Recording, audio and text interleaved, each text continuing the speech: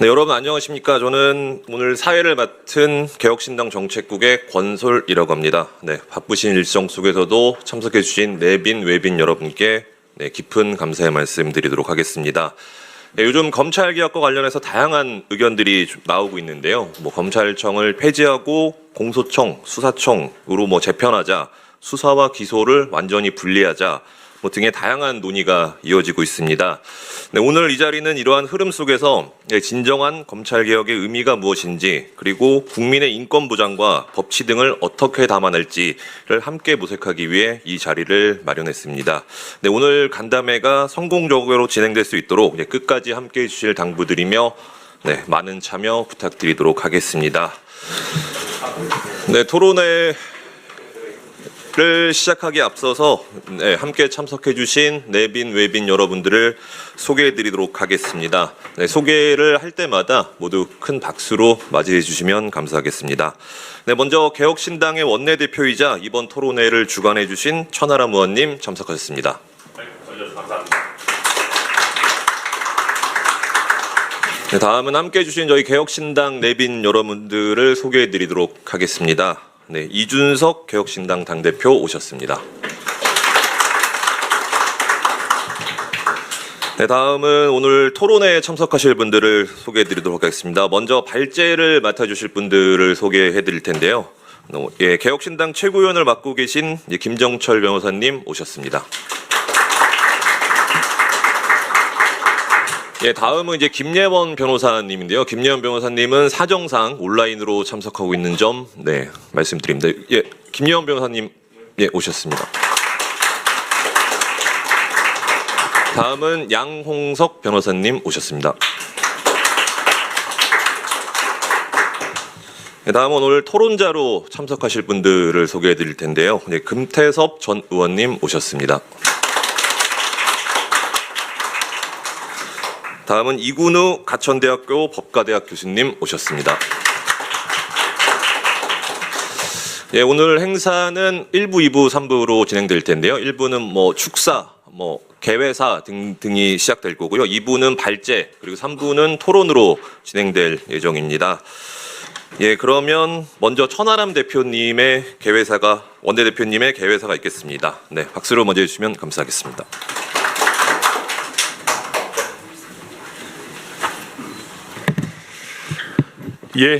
개혁신당의 천하람입니다. 오늘 진정한 검찰개혁을 찾아서 또 토론회에 와주신 모든 분들 감사드립니다.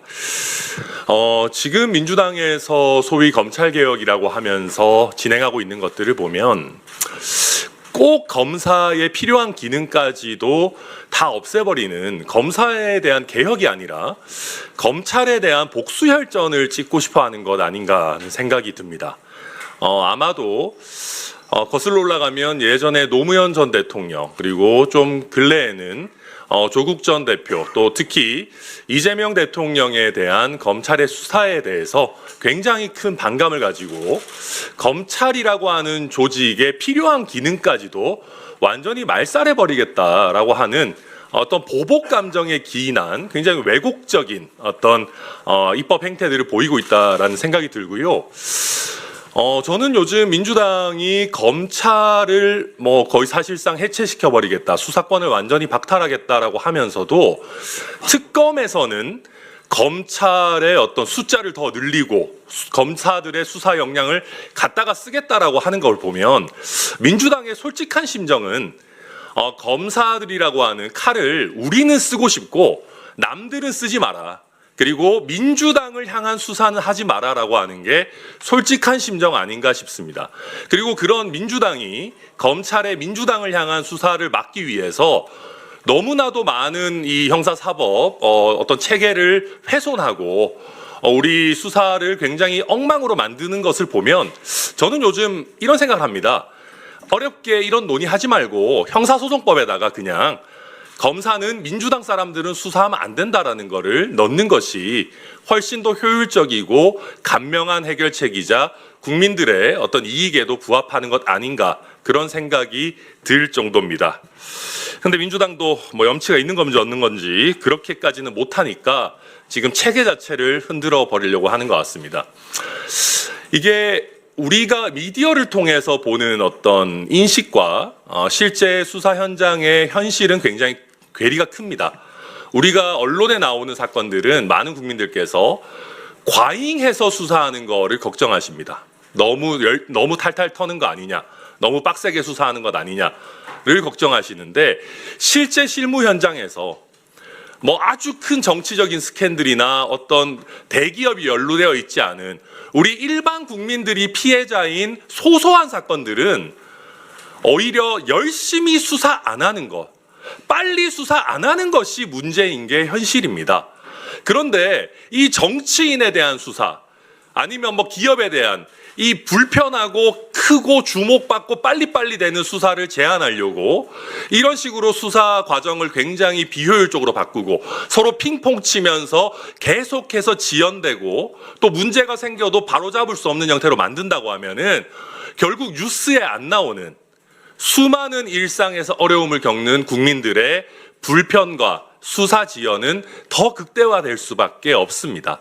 그래서 저희가 오늘 이 자리를 통해서 뭐 좋습니다. 민주당에서 정권도 잡았고 다수당이니까 정치인들을 검사들이 직접 수사하는 거, 제한하는 거 어쩔 수 없다면 받아들여야 되겠죠. 그러나 그런 상황에서도 국민들이 제대로 된 수사를 신속하게 받으실 수 있도록 하고, 그리고 1차 수사기관, 주로 경찰일 겁니다. 1차 수사기관에서 문제가 생겼을 때 거기에 대해서 적절하게 빠르게 어떤 구제가 일어날 수 있도록 하는 방안을 모색해야 됩니다. 지금 민주당 정치인들 수사 좀 안 받게 하려다가 여러 국민들을 정말 피해가 구제가 불가능한 상태로 만들 수는 없어요. 제가 민주당이 하자는 것들 보고 있으면은 요즘 어떤 생각이 드냐면은 이재명 대통령 뭐 기본소득 이런 거 주시는 거 굉장히 좋아하시는데 법조인들한테 기본소득 주시려는 건가 그런 생각이 듭니다. 지금 민주당이 하자는 대로 하면은 법률 시장은 활성화될 겁니다. 계속해서 경찰에서 한 사건들 검찰에 갔는데 검찰이 직접 보완 수사는 못하고 또 경찰에 돌려보내가지고 뺑뺑이 치고 여기저기 어디에 이의 신청하고 막 이런 것들이 반복되는 과정에서 변호사들의 먹거리는 좋아질 겁니다. 특히 경찰 출신 변호사들은 유례 없는 호황을 누리게 될 겁니다. 그런데 우리가 이런 수사 제도를 개편하자고 하는 게 변호사들 먹거리 좋게 하자고 하는 건 아니지 않겠습니까? 그래서 저는 오늘의 이 세미나를 통해서 몇 가지 원칙을 정하는 검찰개혁을 해야 된다. 첫 번째는 이 수사 절차가 지나치게 복잡해지거나 지나치게 지연되어서는 안 된다. 국민들에게 피해를 줘서는 안 된다라는 게 가장 중요한 원칙일 거고요. 또 한 가지는 우리 국가 전체가 가지는 수사 역량이라는 것이 지나치게 훼손되어서는 안 된다. 나쁜 사람들, 나쁜 놈들은 수사할 수 있어야죠. 그래서 이런 원칙들을 지켜가는 과정에 거기에 플러스 알파로 바라건대는 살아있는 권력에 대한 수사도 좀 적절하게 이루어졌으면 좋겠다는 바람이 있는데 그 부분은 제가 봤을 때는 쉽게 지키기 어려울 것 같습니다. 그렇다 하더라도 최소한 국민들에 대한 본질적 피해가 없는 방안을 꼭 모색해야 된다. 그래서 오늘 그런 부분에서 저희가 진정한 검찰개혁이라는 주제로 개혁신당의 어떤 문제의식과 안들을 좀 발표드리려고 합니다. 제가 너무 또 열심히 말씀드렸는데 오늘 무엇보다도 또 쉽지 않은 주제, 또 굉장히 중요한 주제들 발표해 주시는 우리 김정철 변호사님, 또 해외에 계시는데 또 발제 맡아주신 김혜원 변호사님, 또 양용석 변호사님 너무 감사드리고요. 또 토론을 맡아주신 금태섭 의원님 오랜만에 또 뵈서 또 너무 좋습니다. 그리고 이근우 교수님께도 감사드립니다. 마지막으로 지금 검찰개혁 관련해서 민주당과 정부 사이에서도 이런저런 논의들, 좀 충돌들이 보이는 것 같은데 개딸을 따라가려다가 국민 전체의 정말 국익을 망가뜨리는 일은 좀 없었으면 좋겠다. 그리고 우리가 오늘 여러 가지 논의는 하겠지만 검찰의 최소한의 보안 수사권도 인정하지 않아서 검찰이 할 수 있는 거라고는 경찰이나 중수청에 사건을 돌려보냈다가 다시 받는 핑퐁 치는 것만 할 수 있도록 하는 그런 최악의 상태는 오지 않았으면 좋겠다. 그래서 제도를 엉망으로 만들더라도 최소한 보안 수사권 정도는 인정해야 되지 않겠느냐 하는 저의 의견을 밝히면서 인사 말을 마치도록 하겠습니다. 감사합니다.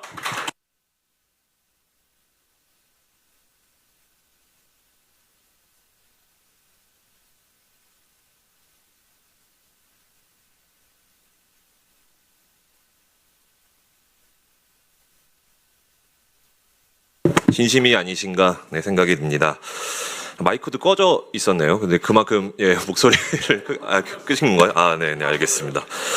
네, 다음은 축사가 있겠습니다. 네, 개혁신당 이준석 대표님의 축사가 있겠습니다. 박수로 맞이해 주시면 감사하겠습니다. 네, 단상 앞으로. 네. 방금 앞에서 천하람 원내대표가 열변을 토했기 때문에 제가 보탤 것이 많지는 않습니다. 그러나 지금 이것이 진행된 절차에 대해서는 정치인의 한 사람으로서 강한 문제의식을 갖고 있습니다. 우리가 2018년 그리고 2019년 그 당시에도 민주당이 다수당의 위치를 사실상 국민의당과 힘을 합쳐서 점하고 있었는데 그때 추진했던 많은 개혁이라고 하는 것들이 어떻게 귀결되었는지는 알고 계실 겁니다. 국민들에게 도대체 이해할 수도 없는 선거법으로 남게 된 준연동형 비례대표 제도 같은 경우에도 취지는 좋게 시작했지만은 결국 그 과정 속에서 제도를 설계하면서 많은 무리수가 들어갔고 또 급기야는 민주당에서는 국민의힘을 지목하면서 쟤네가 그러니까 우리도 어쩔 수 없다 그러지만은 매번 위성정당을 만들기도 하고 그래서 스스로 만든 제도를 무력화시키는 그런 상황까지 와 있는 것입니다. 이게 왜 그렇겠습니까? 국회에서 이런 사회 제도의 틀을 바꾸는 것, 선거법이라든지 아니면 형사사법체계에 대한 것을 바꿀 때는 그만큼 합의의 정신이 중요한 것입니다. 이게 이견이 없는 상태에서 충분한 토론을 거쳐가지고 법안으로 발효되고 법안으로 그것이 실제 제도에 영향을 미칠 때 국민들이 믿고 지켜볼 수 있는 것인데 결국 일방의 어떤 추진으로 되었던 선거법이 그런 결과를 낳게 되었고 검경 수사권 조정과 공수처의 설치 같은 경우에도 우리 국민들이 비슷한 경험을 했습니다. 급기야는 올해 비상계엄이라는 중차대한 상황을 맞아가지고 공수처와 다른 수사기관 간에 정확한 업무 분장 자체가 문제가 되는 상황이 발생했습니다. 이것이 속인주의로 어떤 지위에 따라 가지고 수사기관을 달리해야 될지 아니면 범죄의 종류에 따라 달리해야 될지 이런 것들을 충분히 논의할 수 있음에도 불구하고 이런 복잡한 사건에 있어가지고 실질적으로 수사를 불가능하게 하고 그러다 보니까 중간에 본인들은 내란이라고 칭하는 이런 중요한 상황 속에서 대통령이었던 사람이 풀려났다가 다시 감옥에 들어갔다가 이런 혼란들을 야기한 거 아니겠습니까? 저는 이번에 민주당이 그렇게 실질적으로 본인들이 추진하는 수사기관 개혁이라고 하는 것이 수사제도 개혁이라고 하는 것이 얼마나 미성숙했는지를 봤다고 한다면은 지금 하려고 하는 것에 있어서도 많은 이야기를 들어야 된다 그런 생각을 하고 있습니다. 지금도 많은 국민들은 의아할 겁니다. 이것을 통해서 우리 삶이 어떻게 바뀔까? 근데 제가 동탄 국회의원을 하면서 한 가지 느낀 건 있습니다. 최근에 수사권 조정 등을 통해 가지고 경찰에 많은 권한이 이양되었음에도 불구하고 일선 경찰관들의 충원이라든지 경찰관들에 대한 수사경찰관들에 대한 충분한 교육이라든지 이런 것이 따르지 않는다면은 결국 피해는 국민들이 본다는 것입니다. 제가 동탄에 이제 신도시다 보니까 아파트 분양이나 이런 것에 대해 가지고 굉장히 국민들 입장에서는 절박한 소송들을 하는 경우를 많이 봤는데요.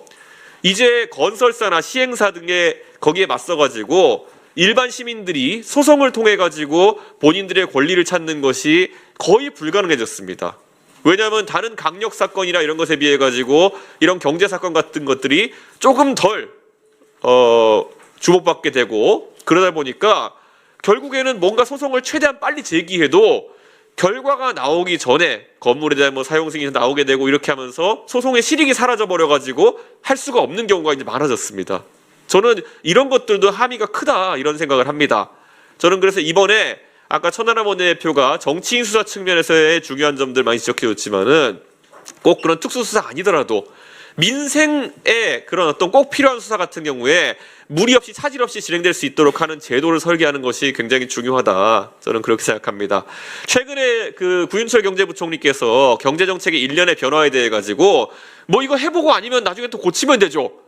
이런 식으로 이야기하셨던데 그 자체로도 실망이지만은 저는 이재명 정부의 정책 기조라는 것이 경제, 사법, 문화 모든 면에서 해보고 아님 말고 식으로 이렇게 밀어붙이는 상황이 돼서는 안 된다. 그렇게 생각합니다. 물론 대통령 다 처음 해보는 거겠지만은 그런 성급함이나 아마추어리즘보다는 굉장히 잘 설계된 제도를 처음부터 합의와 토론을 통해서 만들어 나가는 정치를 했으면 좋겠다. 이렇게 말씀드립니다.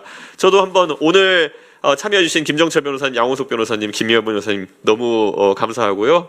존경하는 금태섭 우리 선배님, 의원님, 그리고 이근우 교수님 너무 감사하면서 저도 많이 배워가지고 정책에 또 반영할 수 있도록 하겠습니다. 오늘 와주시면 너무 감사합니다. 먼저 말씀드린 것처럼 먼저 발제를 먼저 하도록 하겠습니다. 첫 번째 순서는 검찰의 인권보호 및 경찰 통제 기능 강화를 위한 형사소송법 개정안이라는 주제로 발제를 해주실 김정철 변호사님을 모시도록 하겠습니다. 네, 박수로 환영해 주시면 감사하겠습니다. 감사합니다. 개혁신당 최고위원이자 김정철 변호사입니다. 제가 오늘 말씀드리고 싶은 건 지금 현재 정부 여당에서 추진하는 법안의 문제점을 국민들께서 정확히 아실 수 있도록 지적을 하고자 하는데 중점을 두고 있습니다. 지금 정부 여당에서 추진하는 것은 검찰청법을 폐지하고 그다음에 공소청이라는 걸 다시 새롭게 설립하고요. 중대범죄수사청, 국가수사위원회가 생기고 지금 최근에 계속 얘기하고 있는 정부조직법을 개정한다고 되어 있습니다. 그런데 이제 사실은 검찰청을 폐지한다는 그 논리 때문에 법을 개정해야 될 게 굉장히 많습니다. 단순히 지금 얘기하는 이것만 개정해야 될 게 아니라 작게는 수십 개에서 수백 개까지 개정해야 될 상황이 있고 그 개정의 과정에서 법 사이의 논리적 정합성의 문제가 반드시 발생할 수밖에 없는 상황이라는 겁니다. 이게 검찰 개혁을 하는 부분은 수사와 관련된 부분이기 때문에 결국은 형사소송법을 건드리지 않고선 할 수가 없습니다. 그런데 이제 정부 여당은 다른 법률을 바꾸는 걸 우선으로 하고 가장 중요한 기본법인 형소법을 건드리지 않고 있습니다. 그리고 형소법은 나중에 하겠다고 하는데 결국 그렇게 했을 때는 논리적 정합성과 체계가 떨어지게 되고 아주 몇십 년간, 수십 년간 저희가 쌓아온 형사소송법의 기본 원리가 모두 훼손될 우려가 있기 때문에 오늘 그 부분에 대해서 말씀드리고자 합니다. 제가 이제 오늘 말씀드리는 핵심은 법조문 3개, 즉 형사소송법 조문 3개만 바꾸면 지금 우리가 원하는 검찰 개혁을 충분히 이룰 수 있다는 그 전제에서 하나씩 말씀드리겠습니다. 만약에 하위 규범인 다른 특별법들을 이렇게 만드는 방식으로 하게 되면 말씀드린 체계적 정합성에 문제가 생깁니다. 그리고 정부 여당은 검찰의 수사권을 아예 박탈하겠다는 겁니다. 그러니까 수사를 아예 하지 못하게 하겠다는 것이고 수사의 개념을 아예 빼내겠다는 거죠. 그래서 검찰청이라는 개념을 공소청으로 바꾸겠다는 거고 기소만 하겠다 이렇게 이제 전제를 하고 있습니다. 그런데 이제 이렇게 되면 어떤 문제가 발생을 하냐면 경찰 단계에서 구속이 돼가지고 검찰로 송치한 사건들이 있겠습니다. 그러면 송치해서 기소 여부를 판단하게 되겠죠. 그렇게 되면 기소 여부를 판단하는 것은 수사가 아닙니다. 수사가 아니죠. 구속이라고 하는 건 강제 수사에 해당되는 내용입니다. 그러면 수사권이 없는 검사가 구속을 하고 있다는 문제가 발생을 하게 되고 이렇게 되면 위법 구속의 문제가 발생을 하게 됩니다.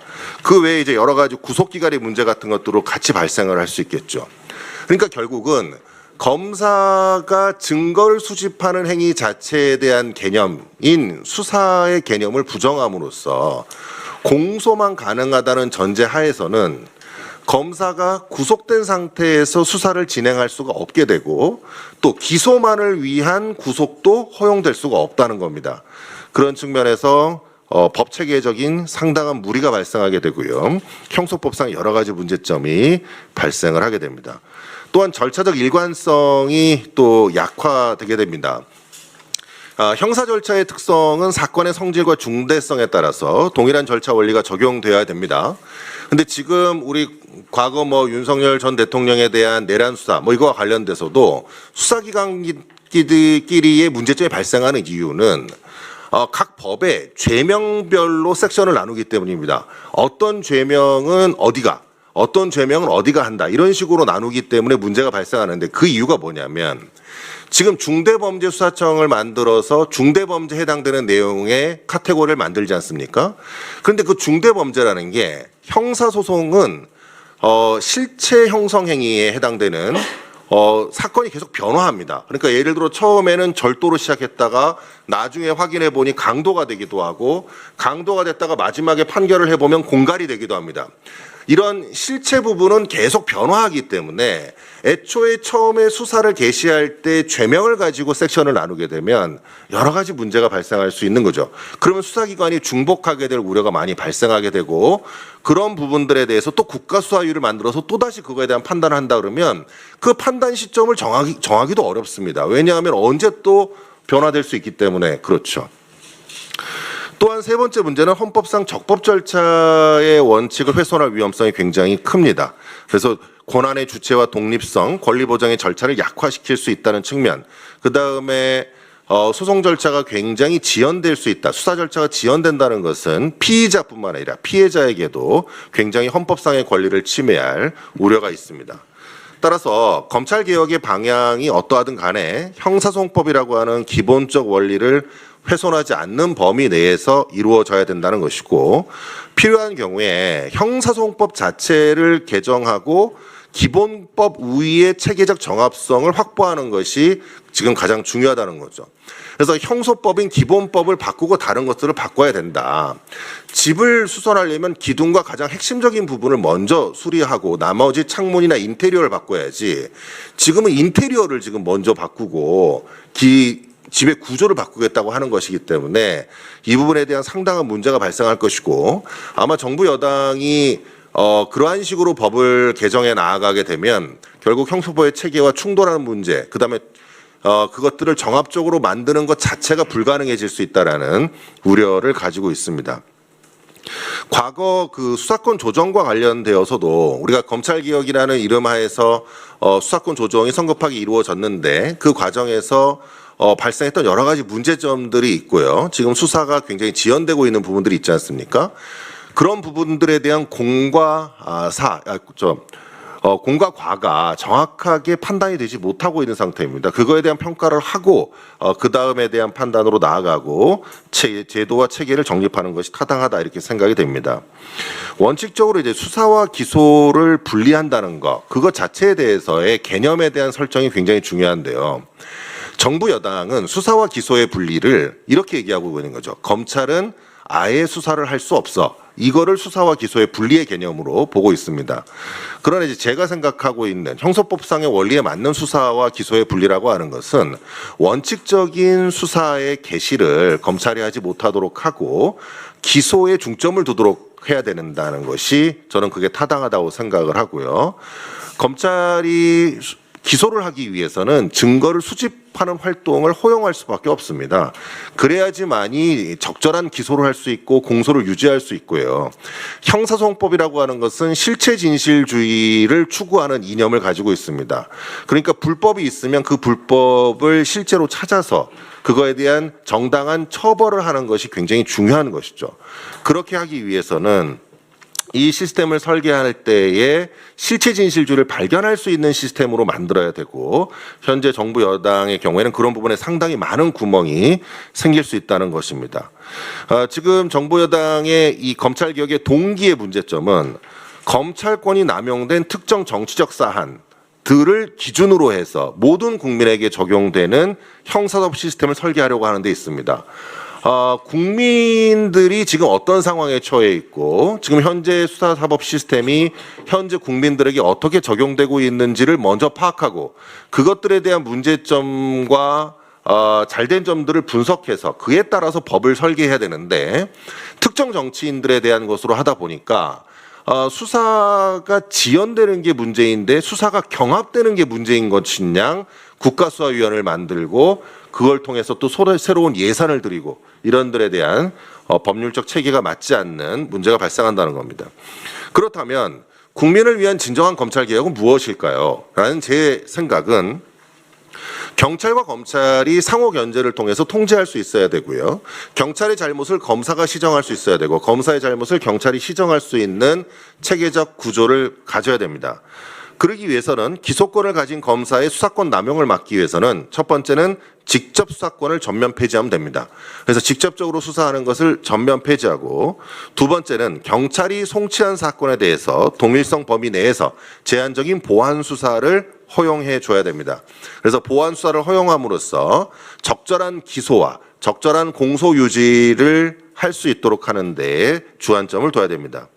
세 번째는 경찰 수사에 대한 적법 절차의 준수 감시와 인권보호 통제 기능을 강화하는 것을 주된 내용으로 해야 합니다. 지금 검찰의 기능을 너무 수사에 중점을 두고 있다 보니까 그 부분에 대한 어떤 검찰에 대한 지나친 터부시한 감정들이 있습니다. 그러나 검찰의 기능을 바꾸고 검찰이 인권보호 기능과 적법 절차를 통제하는 기능으로 중점을 바꾸게 된다고 한다면은 우리가 생각하는 검사의 많은 부작용들은 제거될 겁니다. 그래서 그런 측면을 강화하는 이 세 가지 측면만 형사소송법에서 개정을 하면 다른 법률과의 모순과 충돌도 없을 뿐만 아니라 예산 낭비도 없다는 거죠. 지금 중수청이라든지 국가수사위원회 예산이 얼마나 들어갈지 예상할 수가 없습니다. 지금 경찰의 1년 예산이 13조 5천씩 들어가고 있는데 거기에서 중수청의 예산이 얼마나 들어갈지 또 새로운 조직으로 만들어진 국가수사위원회 조직에서 얼마나 많은 예산이 들어가고 인력이 투입될지 아직 전혀 예측도 하지 못하고 있는 상황입니다. 그래서 첫 번째는 수사권 조정 이후에 한계가 발생했던 점을 먼저 저희가 명확하게 파악을 하고 기본권 침해와 방어권 침해가 없도록 그 한계를 극복하는 노력을 하고 연구해야 된다는 것이 저의 발제의 주된 내용이고요. 또 하나는 수사와 기소의 실질적 분리라고 하는 겁니다. 이 수사의 개념 자체는 공소를 제기하고 유지하기 위한 증거 수집을 하는 활동입니다. 그러니까 예컨대 이런 거죠.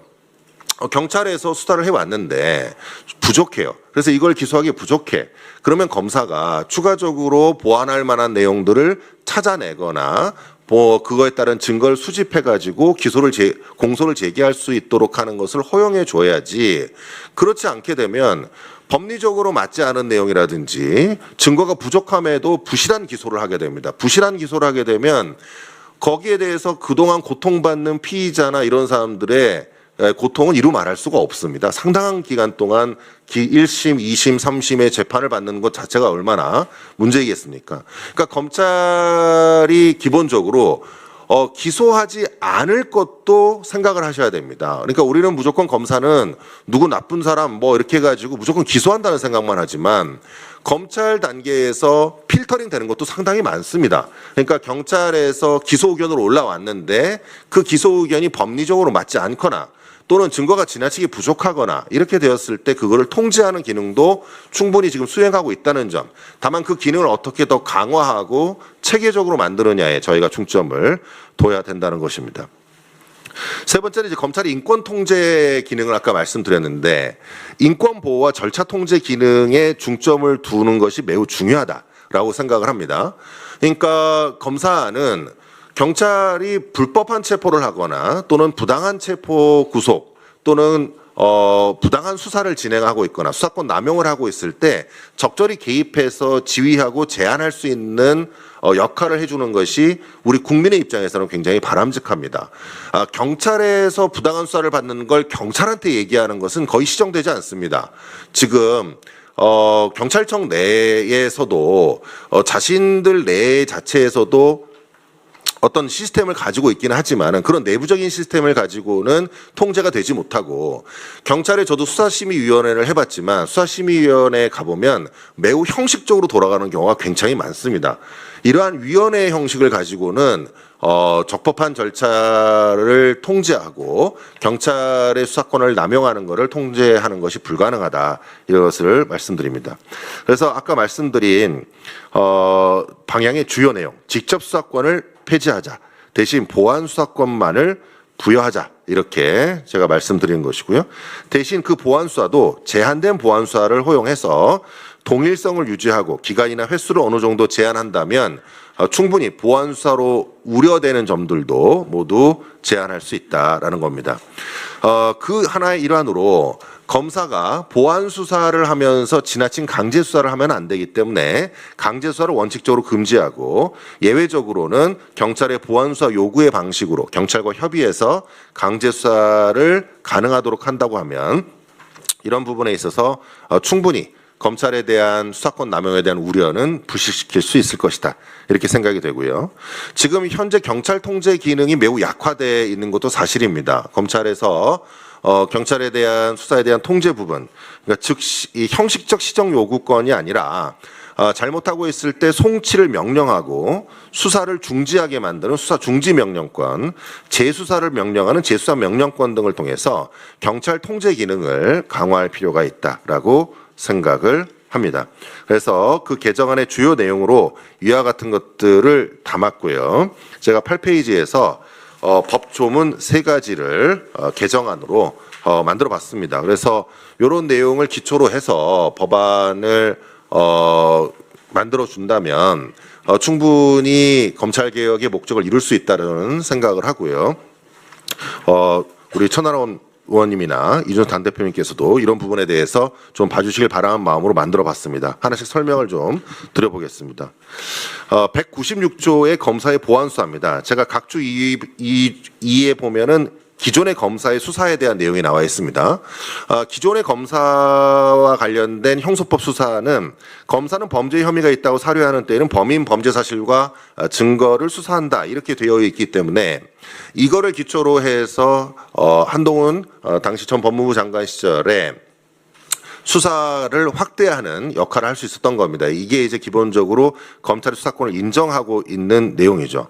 그리고 이 항에서 몇 가지의 경우에 보안 수사를 할 수 있는 예외 조항을 두는 방식으로 법이 개정되었습니다. 근데 이거를 196조를 제가 다음과 같이 개정안에 대해서 내용을 마련해 봤습니다.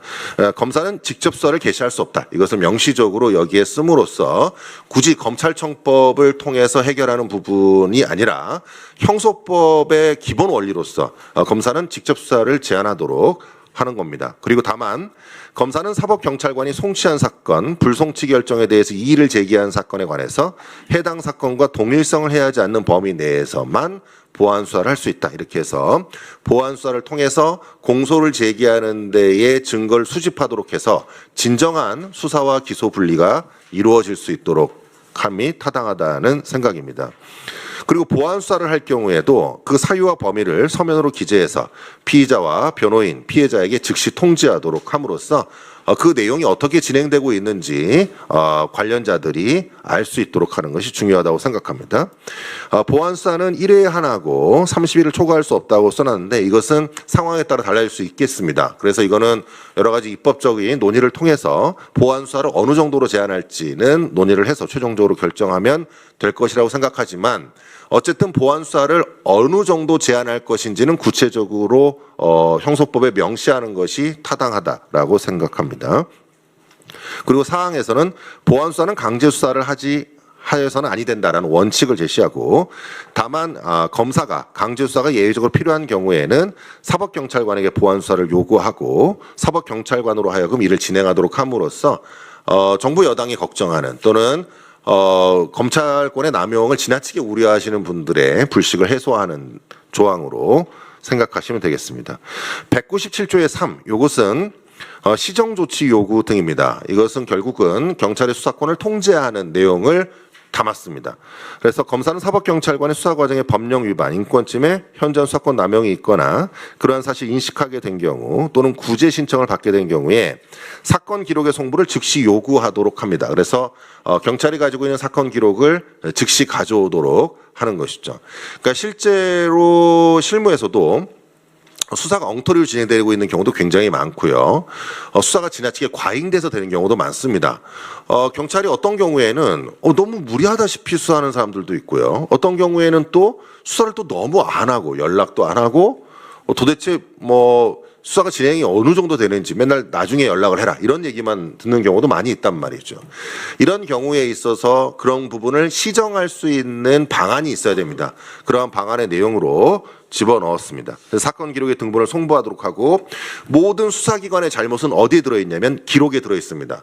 실제로 수사를 했는지 안 했는지는 기록을 받아보면 금방 알게 되고요. 누구를 조사해서 무엇을 수사했는지 준부 알 수 있습니다. 그래서 기록을 송부하도록 하게 하는 것만으로도 경찰에 대한 통제는 상당히 이루어질 수 있다라고 생각이 됩니다. 그리고 사망에서 해당의 중지, 시정, 보완을 직접 명할 수 있도록 했습니다. 그리고 정당한 이유가 없으면 지체 없이 이를 이행하고 서면으로 검사에게 통보하도록 하였습니다. 그리고 만약에 이것이 이행되지 아니하게 되면 사건의 전부 일부를 이때는 송치하도록 명하는 겁니다. 송부와 송치는 다릅니다. 송부는 기록을 보내라는 것이고 송치는 이제 사건 자체를 넘기기 때문에 더 이상 이제 경찰은 권한이 없게 되는 거죠. 그래서 7항에서는 재수사를 명하는 재수사 명령권을 넣었고요. 그다음에 8항에서는 종전과 같은 징계를 요구할 수 있는 내용, 이런 내용들을 집어넣었습니다. 그다음에 이제 세 번째 조항 198조의 3을 신설합니다. 이것은 검사의 기능이 인권보호와 수사 절차 감독 기능에 중점이 있다는 걸 강조하는 형사소송법의 기본 원리를 강조하는 겁니다. 수사라고 하는 것이 우리는 지나치게 잘못 인식하는 경우가 있습니다. 수사가 누군가를 괴롭히고 아프게 하고 이런 것들에 대한 생각을 가지고 있는 거죠. 물론 이제 수사라고 하는 것이 기본권을 침해하는 요소가 충분히 가지고 있는 건 사실이고, 그렇기 때문에 헌법과 형소법에 의해서 적법 절차의 원리와 기본권 보장을 위한 여러 가지 권리들을 보장하고 있는 겁니다.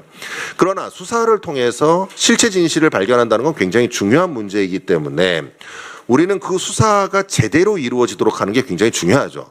그런데 검사의 기능을 너무 수사에만 중점을 가지고 있다 보니까 검찰은 누군가를 괴롭히고 무언가 이거에 대한 그 이미지로부터 이제 탈피할 필요가 있다고 생각이 되고요. 그를 위해서는 그 기능의 중점이 이제 수사가 아닌 인권보호 기능, 이미 196조에서 직접 수사를 개시할 수 없도록 함으로써 원칙적인 수사권을 배제했기 때문에 검찰의 기능이 인권보호와 수사 절차의 감독 기능에 주된 기능이 있다라는 것을 강조하고자 합니다. 그래서 1항에서 적법 절차와 인권보호의 원칙에 준수 및 심사 감독할 의무가 있다. 2항에서는 수사 절차에서 위법 또는 인권 침해 정황이 확인된 경우 즉시 해당 절차의 중지 또는 시정을 명하도록 하고, 현저히 부당하다고 볼 만한 상당한 이유가 있는 경우에도 동일한 조치를 취하도록 한다. 그리고 다툼의 소지가 있거나 이렇게 되면 수사 절차 감독 심의회 해부한다라는 내용으로 수사 절차 감독 심의회라고 하는 것을 규정했습니다. 이거는 검찰청에 있는 수사심의위원회하고 다릅니다. 검찰청 수사심의위원회는 검사가 수사한 거를 심의해가지고 그 수사의 적정성을 판단하는 것이 수사심의위원회죠. 제가 얘기하는 이것은 수사심의위원회가 아니고 수사절차감독위원회입니다. 이거는 검사의 수사를 심의하라는 게 아니고 경찰의 수사가 잘못되었는지를 심의하는 기구로 만들겠다는 겁니다. 이 기구는 검사가 제대로 통제하고 있는지를 감독하는 보조 기능을 형성할 수 있고요. 검사가 필터링하지 못한 부분을 외부 전문가인 변호사들이나 또 인권 침해와 관련된 부분을 생각하는 전문가들이 참여해서 적절성을 판단하는 내용이 되겠습니다. 그래서 이렇게 세 가지 조항으로 하는 것이 예산의 문제도 없을 뿐더러 다른 법률과의 체계적인 정합성에 전혀 문제가 없고, 실질적으로는 인권을 보호하고 적법 절차를 보장하는 방향으로 형소법이 개정될 수 있다고 생각해서 다음과 같이 발제를 해봤습니다. 경청해 주셔서 감사합니다.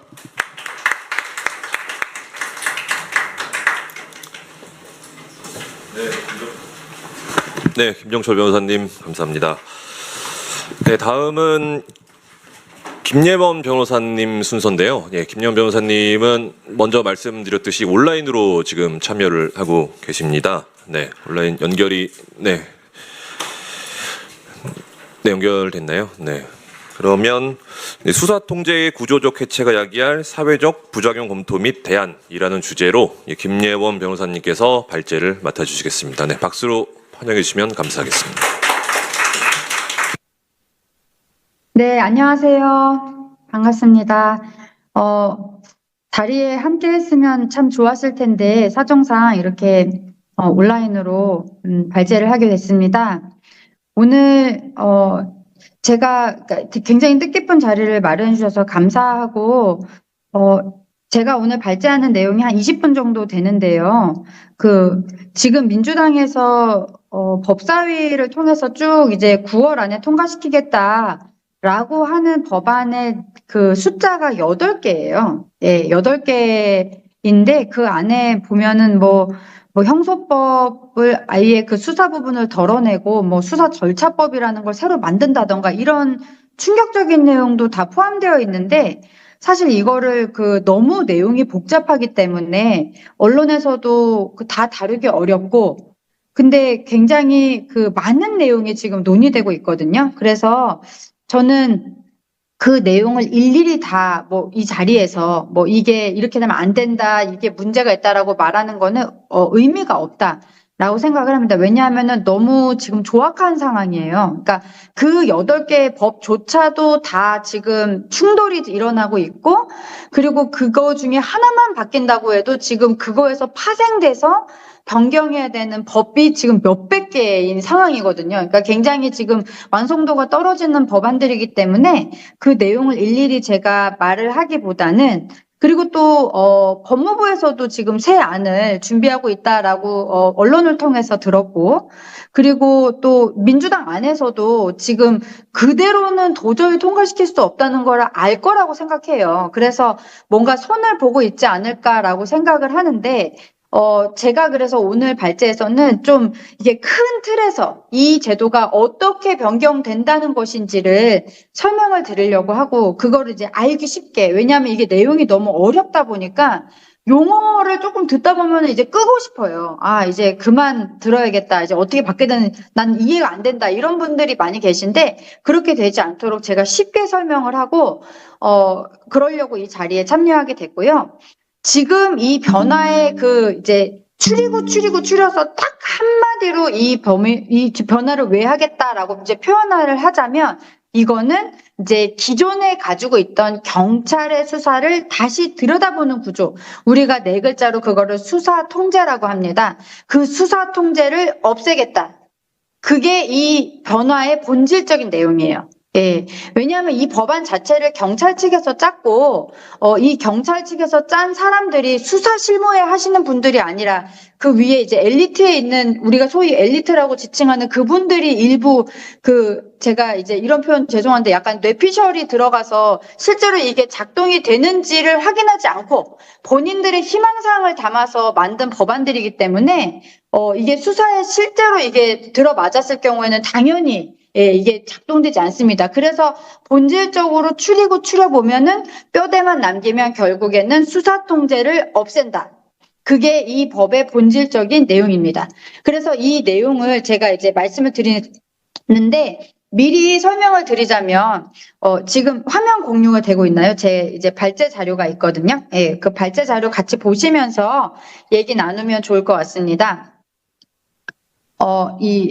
이제 주로 제가 대리하는 사람들은 장애가 있거나 굉장히 나이가 어리거나 나이가 많거나 해서 자기 스스로 자기 권리 옹호가 안 되는 분들의 사건이에요. 그래서 중수청이니 이런 이제 뭔가 힘 있고 돈 많고 이런 분들 중심의 사건들은 제가 오늘 여기서 많이 가급적 언급하지 않고요. 예, 그 어떤 변화가 있는지를 중심으로 말씀드릴게요. 예, 다음 장을 보시면 이 수사 통제라는 것은 기본적으로 수사기관의 범죄 수사 활동에 대해서 외부 내부에서 이 행사하는 통제, 감독을 말합니다. 그래서 우리나라 같은 경우는 주로 수사 지휘권이다라는 걸로 나타났고요. 법률적인 법률과 그리고 또 거기서 정한 절차에 따라서 이 수사가 제대로 된 건지, 인권을 보장했는지, 공정하게 됐는지 이런 것들을 들여다보고, 그러니까 감시하는 제도인 거죠. 그리고 이런 거는 결론적으로 우리 수사기관의 자의적인 권한을 행사하는 걸 방지하는 목적이 있습니다. 결국에는 이게 국민의 인권 보호에 직결되는 그런 원리인 것이죠. 다음 장을 보면 이 본질적으로 이 법률 전문가에 의해서 이게 되는 게 원칙이고요. 왜냐하면은 이 검찰 제도가 탄생한 이유가 바로 이거거든요. 그냥 왜 사건이라는 게 이쪽에서 얘기 들어보면 이게 맞는 말 같고 저쪽에서 얘기 들어보면 저게 맞는 말 같은데 법이 정해져 있고 그 법의 해석을 이해할 수 있는 사람이 이거를 들여다봐야 이게 실제로 이게 뭐 어떤 이제 범죄에 해당하는 거다. 아니면은 범죄까지는 아니다. 이런 것들이 정리가 되거든요. 그냥 기분이 나쁘다고 다 범죄는 아니잖아요. 그래서 그런 것들을 들여다볼 수 있는 구조를 만들 때 반드시 법률 전문가에 의해서 이거를 들여다본다. 이게 수사 통제의 굉장히 중요한 부분이고요. 절차뿐만 아니라 내용을 통제한다. 이게 무슨 말이냐면 결론을 바꿀 수 있느냐 없느냐예요. 그냥 들여다보고 잔소리만 하고 야 너 이렇게밖에 못했어. 다음에는 제대로 해라고 잔소리하거나 이제 너 이렇게 하면 혼난다라고 이제 으름장을 놓는 정도로는 수사 통제가 되지 않습니다. 수사 통제는 뭐냐면 그 내용을 들여다보고 결론을 바꿀 수 있느냐 없느냐의 핵심적인 내용이 있어요. 그래서 우리나라가 그것 때문에 수사 지휘를 계속 70년 동안 해왔던 거고요. 어떤 분은 이런 분도 있어요. 그러면은 뭐 경찰은 그 무능하고 뭐 검찰이 뭐 법률적으로 많이 알았기 때문에 이 사람이 유능하다는 거냐 이런 얘기가 절대 아닙니다. 그렇게 왜곡하시면 안 되고요. 이거는 어떤 시스템이든 다시 들여다본다. 왜냐? 사람이 하는 일은 이제 당연히 실수가 있을 수 있고 아무리 노련한 사람이라고 해도 잘못된 부분이 생길 수 있거든요. 그러면 그것을 더블 체크하는 겁니다. 예, 그래서 그 유능하고 무능하고 이런 문제는 아니고요. 제도가 잘 돌아가기 위해서 서로 잘하는 것을 잘하게 하면서 그게 이제 잘 융합해서 작동될 수 있도록 하는 구조입니다. 이 수사 기소 분리라는 것이 아까 전에 우리 김정철 변호사님 말씀하셨지만 바로 이런 거거든요. 그러니까 수사 기관은 수사에 집중하게 하고 기소를 하는 기관은 그 사건들을 이제 수사기관에서 한 것들을 잘 받아서 들여다보는 거죠. 보고 검토를 해서 잘 보완을 해서 충실하게 기소해서 그 이후에 공소를 잘 유지하고 공소를 유지한다는 거는 형사 재판에 넘어갔을 때 판사가 보기에 야 이거 사건이 왜 이래 이렇게 해서 제대로 이제 수사가 안 되면은 이게 유지가 안 되거든요. 그 사건 자체가. 그래서 그거를 잘 유지할 수 있도록 우리가 공소 유지에 집중한다. 이 부분을 잘하게 하는 게 바로 수사 기소 분리의 기본 원칙인데 그거에 지금 이 민주당 안은 너무 훨씬 벗어나 있다. 말씀드린 대로 이 기소에 필요한 수사 부분까지도 완전히 날려버림으로써 결국에는 형식적인 기소가 돼서 범죄자만 살판나는 세상이 되는 그런 사회를 열겠다는 거거든요. 다음 장을 보시면 이 수사 통제는 크게 나눠보면은 두 개가 있어요. 하나는 그러니까 이거는 이제 법률적으로 나누는 게 아니고 제가 이해를 쉽게 하기 위해서 나눈 건데요. 첫 번째, 자동으로 이게 이 사건이 쭉 돌아가면서 걸리는 수사 통제가 있습니다. 예를 들어 예전 같은 경우는 우리가 수사 지휘라는 걸 통해서 전체를 받아서 들여다보고 이제 거기서 부족한 게 있으면은 수사 지휘를 통해서 뭐 이제 다시 한번 이제 어떤 부분을 더 수사하게 한다던가 뭐 이런 부분들이 작동이 된 것이 자동 프로세스. 누가 이제 더 봐달라라고 말하지 않아도 사건 관계인이 말하지 않아도 그 사건이 흐름에 따라서 경찰 다음에 검찰 다음에 법원으로 오면서 쭉 오면서 그 과정에서 작동되는 게 첫 번째 있고요. 두 번째는 뭐냐면 사건 관계자, 특히 피해자가 볼 때 이거를 왜 이렇게밖에 이게 안 되는 거예요? 아니면 피해자 입장에서도 왜 이렇게 과격하게 하냐라고 하면서 문제 제기를 하는 과정에서 발생하는 수사 통제가 있어요. 그래서 이제 이거를 굳이 막 이렇게 나누는 게 이해를 하기 쉽게 위해서 이걸 나눠 보는데 검경 수사권 조정으로 기존의 이 수사 통제 부분이 크게 바뀝니다. 다음 장을 보시면 제가 이제 쉽게 설명을 드리는데 우리가 70년간 이어온 수사 통제는요. 전권 송치였어요. 전권 송치는 쉽게 말해서 모든 사건을 검찰에 보낸다. 이 모든 사건에는 내가 혐의가 있다라고 생각하는 것도 보내고 내가 수사를 해보니까 이거는 솔직히 처벌할 건 아닌 것 같은데 무혐의 의견이라도 송치를 합니다. 그러면 송치 이후 단계에서는 그거는 검찰의 책임이에요.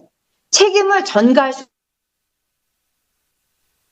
송치를 받은 사건은 자기가 밤을 새건 어쩌건 그거를 다시 읽고 이해해서 자기가 불기소장을 쓰건 기소장을 쓰건 정리를 해야 됩니다. 그 수사의 책임자가 간명한 구조였어요. 그리고 그때는 내사종결이라고 해서 이렇게 실제로 입건을 하지 않고 내사 단계에서 종결한 사건도 검사가 볼 수 있는 구조가 있었습니다. 그래서 그게 이제 작동을 가능했던 그 근본에는 수사 지휘가 있었고요. 그리고 내용 보완이 가능하다 이게 무슨 말이냐면 일단 송치를 한 이후에도 보완해서 충분히 수사할 수 있는 구조가 있었기 때문에 왜? 내 사건이니까 내 책임이잖아요. 내가 이 사건이 이해가 안 되면 처리를 못 하는데 어떻게 해요? 그래서 검찰 수사관들이 수사를 했어요. 그래서 이제 약간 빌드업이라고 하죠. 기존에 이제 이게 좀 이렇게 빈칸으로 빠졌던 부분이 여기서 채워지는 그 역할이 있었습니다. 그래서 이게 제일 중요한 게 아무리 사소한 사건이라도 다 이게 됐었어요.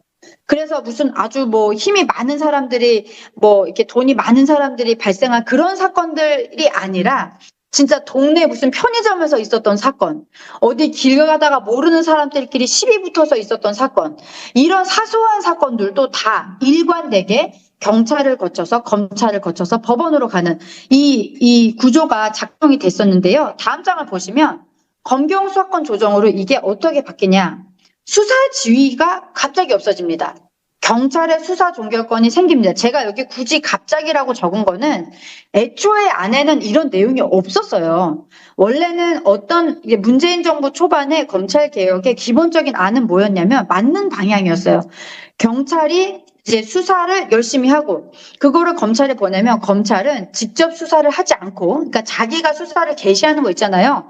막 누구 표적 수사에서 이렇게 인지 사건을 이렇게 하는 그 부분을 없애고 그러니까 특수부를 없애고 쉽게 말해서 그걸 없애고 이 넘어온 사건을 충분히 수사 지휘를 통해서 보완하도록 하는 그 부분만 집중해서 하는 제대로 된 개혁안으로 맨 처음에 출발했다가 갑자기 이게 6대 범죄는 이제 특수수사권을 살려두자 이런 얘기가 나오면서 경찰에서 반발을 하죠. 얘기가 다르지 않냐. 맨 처음엔 이런 얘기 없었는데 라고 하니까 그때 급조해서 그러면은 뭐를 해주면 될까? 이렇게 하니까 그쪽에서는 수사 지휘를 없애줘라. 이렇게 되면서 급하게 수사 종결권이라는 게 들어옵니다.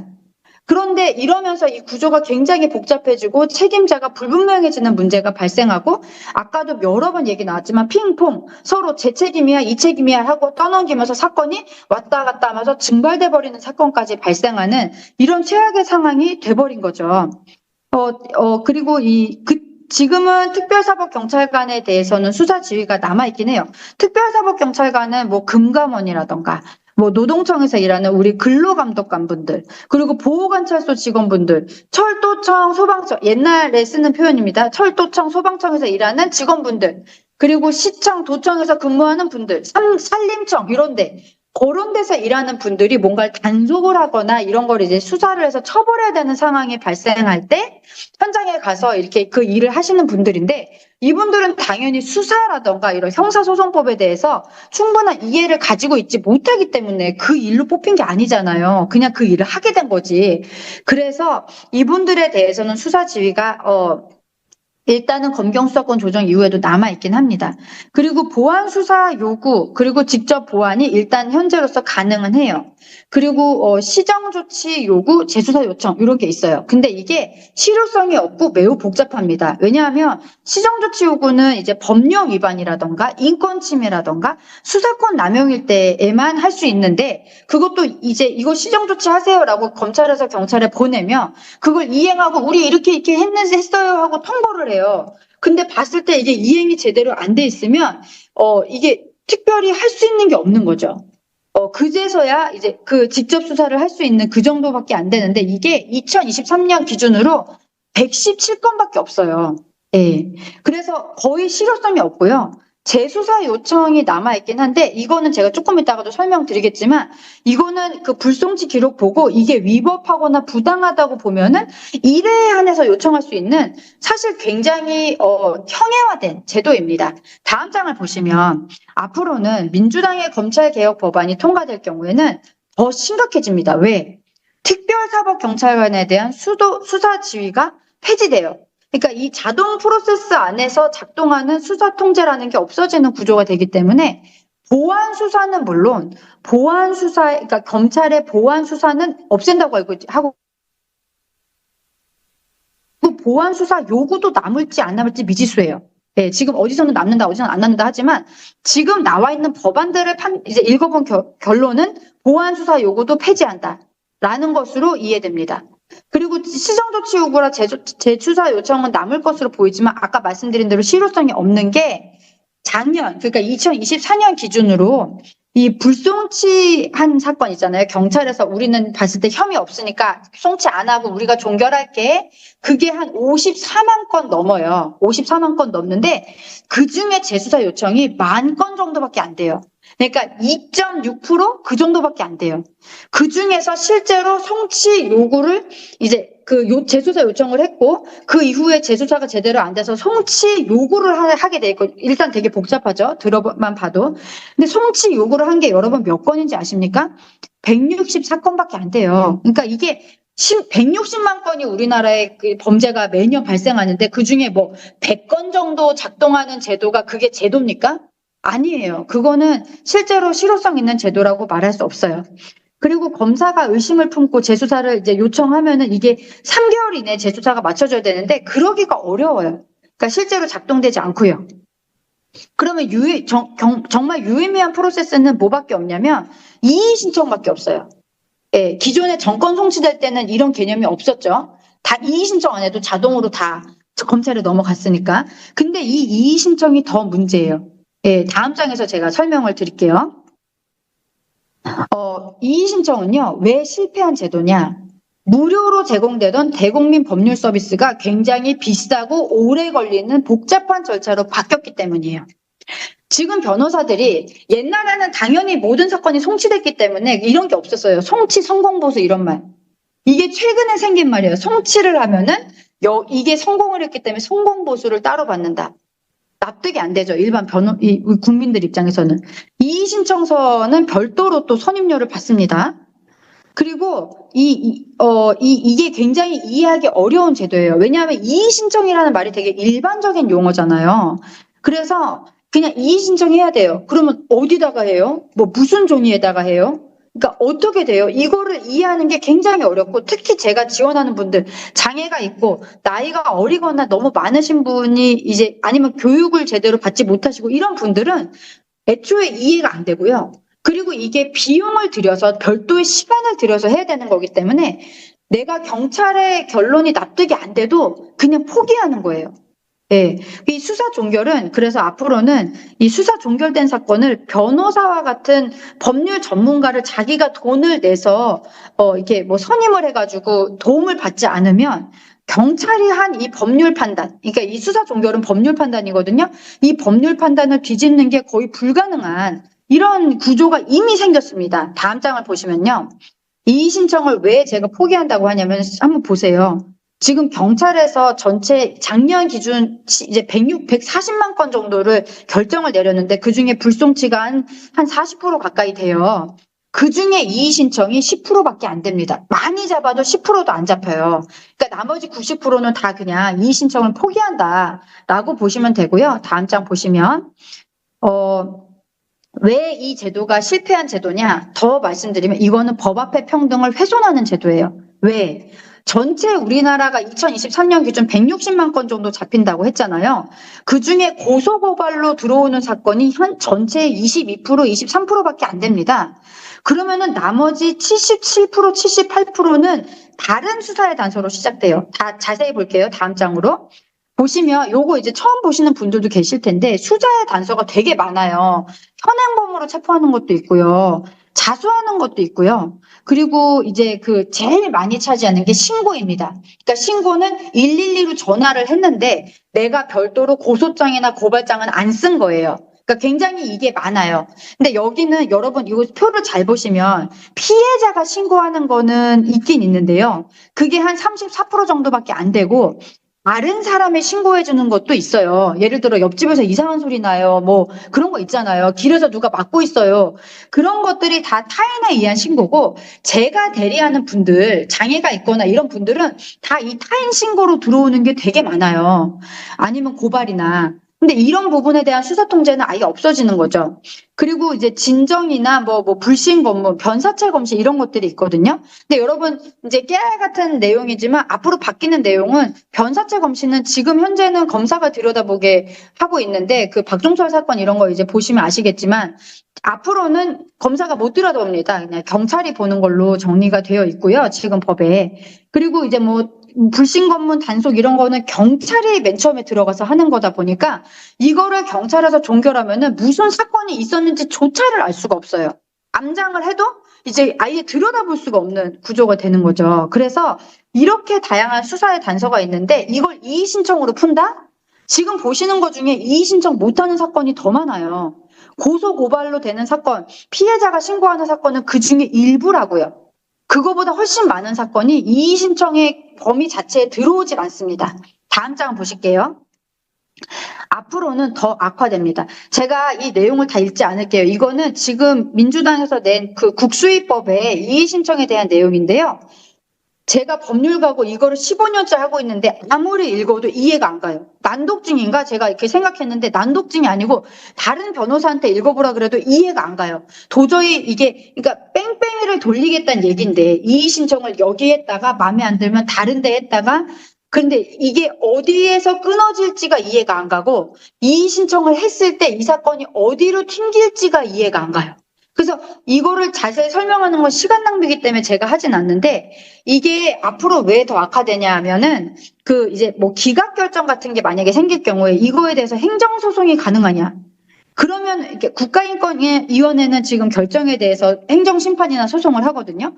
그러면은 이게 3바퀴, 4바퀴가 아니고 5바퀴, 6바퀴가 될 수 있어요. 그러니까 돈이 얼마나 들지가 예측이 안 되고 지금 1년에 한 5만 건 정도 이의 신청을 잡는다고 봤을 때 3바퀴만 돌아간다고 해도 15만 건이 생깁니다. 신청권자가 법마다 다 다르게 써 있어요. 뭐 수사절차법은 고발인만 신청하게 돼 있고요. 그리고 이제 중수청법은 고소인 고발인만 이의 신청하라고 돼 있고요. 국수위법은 피해자 뭐 이렇게 포함되어 있긴 한데 그러면은 제가 말씀드린 것처럼 타인에 의한 신고는 아예 여기 포섭도 안 되는 거죠. 신청 기한이 생겨버리는데요. 통지가 안 돼요. 불송치된 경우에 통지가 안 되는데 그 기한을 어떻게 잡느냐는 거예요. 그러면 통지를 강제하려면 그거에 대한 예산이 드는데 그런 거에 대한 고민도 하나도 없어요. 다음 장 보실까요? 이게 3번, 4번 반복되는 이 경우에 심한 고문이 됩니다. 피해자 입장에서는. 법률 비용이 치솟습니다. 한 번에 330만 원씩만 잡아도 3번 돌리면 1000만 원이 훌쩍 넘어요. 그리고 더 문제는 결론이 안 바뀝니다. 지금은 검사가 일단은 이의 신청을 하면은 검사한테 그 사건이 가요. 그래서 검사가 그걸 들여다보고 보완을 하고 기소할 수 있는 구조가 있어요. 근데 앞으로는 어디로 이 사건을 보낼지를 몰라요. 그러니까 일단 검사한테 안 가는 건 확실하고요. 이게 국수위에서 이의 신청을 받았을 때 이거를 어느 수사기관으로 넘길지 아니면은 이거를 어디에서 다시 하라고 할지 이런 게 안 잡힌다는 거예요. 그리고 더 중요한 건 아까 김정철 변호사님 말씀하셨지만 위원회라는 곳에서 처리할 수 있는 성질의 업무가 아니에요. 이거는 이 형사 기록을 처음부터 끝까지 읽고 그 안에 숨겨지는 행간의 의미를 이해해서 어디가 잘못됐는지를 법에 근거해서 밝혀내야 되는 법률 전문가가 이걸로 밥 먹고 사는 법률 전문가가 하기에도 굉장히 어려운 업무예요. 근데 이거를 위원회가 한다? 위원회 사무처 직원이 한다? 말이 안 됩니다. 그렇게는 작동할 수 없는 구조고요. 이거를 뭐 이제 경찰에서 한 거를 만약에 이의 신청 들어오면 중수청에서 수사하게 던진다. 여러분 이게 어떤 말이냐면요. 내과에서 진료를 받았는데 내가 치료가 안 되면 신경외과로 돌리겠다. 이런 말이랑 똑같은 말이에요. 이거는 1차 수사기관이에요. 둘 다. 1차 수사기관은 각자 자기가 수사해야 되는 사건을 이만큼씩 갖고 있다고요. 그런데 이 수사기관에서 잘 못한 거를 이쪽으로 던진다? 그러면 이쪽에서는 귀찮은 일일 뿐이에요. 근데 이런 식으로 풀면 안 됩니다. 여기서 한 거를 여기서 하는 게 아니고 법률 전문가가 수사 통제를 전문으로 하는 기관에서 해도 굉장히 힘든 업무다. 그래서 이거는 대응을 하면 할수록 심각한 고통이 초래되는 잘못된 제도이다. 다음 장입니다. 제대로 검찰개혁하려면 정권 송치를 해야 되는데요. 왜 정권 송치를 해야 되냐? 법 앞에 평등, 아까 말씀드렸죠. 수사의 단서가 무엇이건 다시 볼 수 있어야 합니다. 그리고 이의 신청이라는 거에 굴레에 이 사람을 집어넣지 말고 이의 신청을 하지 않고 자동으로 다시 볼 수 있는 구조가 마련돼야 됩니다. 왜? 사람이 돈이 없을 수도 있고 자기가 대응할 수 있는 여력이 없을 수도 있어요. 아무리 억울해도. 그런 거에 이제 갈려 돌아가게 하면 안 되거든요. 그리고 이 사건의 경중, 그러니까 사건은 이 수사의 단서가 뭐로 들어온 거에 따라서 이게 굉장히 달라지는 게 아니에요. 그러니까 그냥 소문으로만 수사를 해봤는데 굉장히 큰 사건일 수도 있고요.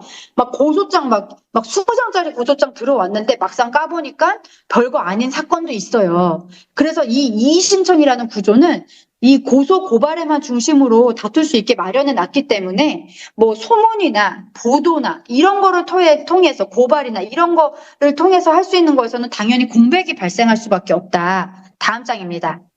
왜 다시 봐야 되냐면요. 이거는 비효율이 아니에요. 그러니까 기소가 목표가 아니거든요. 모든 형사 사건은 기소만 되면 그때부터만 이제 다 될 거다 이게 아니고 법원의 문턱을 넘어야 됩니다. 유죄 판결을 받는 게 목표예요. 그러면 충실하게 기소돼야 되고요. 지금 정권 송치해서 다시 보게 하는 거는 검찰의 권한을 주는 거 아니에요. 그게 아니고 검찰도 이거를 제일 싫어해요. 왜냐하면 일이 굉장히 고된데 이게 빛을 못 보는 일이기 때문에 고되거든요. 대신에 이게 왜 해야 되냐면 그거 하라고 이 검찰이라는 조직이 만들어진 거예요. 수사 통제하라고. 그래서 일을 시키라는 차원인 것이지 권한을 주라는 게 아닙니다. 이런 분들 있죠. 아니 정권 송치했을 때도 제대로 안 하지 않았냐. 왜 제대로 안 했냐면요. 그때는 힘자랑을 할 수 있는 게 남아 있었거든요. 그러니까 여러분 식탁에 맛있는 케이크가 있고 맛없는 브로콜리가 있는데 케이크만 계속 먹어도 된다 그러면 그것만 계속 먹고 싶잖아요. 제가 말씀드리는 거는 케이크를 빼라는 거예요. 브로콜리만 남기라고요. 그것만 먹기 싫어도 계속 먹고 그 일만 하라는 거예요. 특수부의 장점이 있긴 있었죠. 있긴 있었지만 너무 부작용이 크니까 그렇게 하지 말자는 겁니다. 마지막으로 이제 마무리를 할 건데요. 일단 통과시키고 보자. 절대 안 됩니다. 이 억울함은 잊혀지지 않아요. 이 고통은 그대로 쌓이고 남거든요. 그래서 만들 때 잘 만들어야 됩니다. 평범한 사람들이 억울해지는 나라를 만들면 안 돼요. 지금 이 안으로는 그렇게 될 수밖에 없기 때문에 말씀드리는 거고 이 수사 통제에 대한 부분은 어떠한 정권에서 잡더라도 절대로 이렇게 훼손시키면 안 된다라는 얘기를 마지막으로 드리면서 제 발제는 여기서 마치겠습니다. 감사합니다. 네, 먼 곳에서도 네, 좋은 강의해주신, 발제해주신 김예원 변호사님께 다시 한번 감사 말씀드리겠습니다. 네, 그럼 다음은 발제의 마지막 순서입니다. 네, 형사사법 기능 재편을 위한 기준과 방향이라는 주제로 양홍석 변호사님께서 발제를 해주시겠습니다. 네, 양홍석 변호사님을 박수로 모시도록 하겠습니다.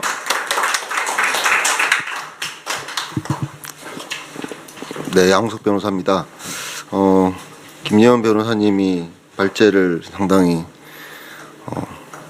많이 해주셔가지고 제 시간이 줄어서 저는 좀 줄여서 말씀을 드리겠습니다. 줄여서 얘기해도 뭐 다 비슷한 내용이기 때문에 전달은 되지 않을까 싶습니다. 지금 이제 형사사법 재편 관련해서 논의가 진행이 되고 있는데 이게 굉장히 뭐 오래된 논의일 수도 있고 구체적인 안으로 보면은 25년도 6월에 지금 이제 제안된 안을 기준으로 논의를 한다고 보면 한 두세 달, 2달 정도 된 논의일 수 있는 것 같습니다. 그런데 이제 어떻게 개편하는지와 관련해서 평가를 하려면은 왜 하는지에 대한 질문을 먼저 우리 스스로에게 던져봐야 된다는 생각이 듭니다.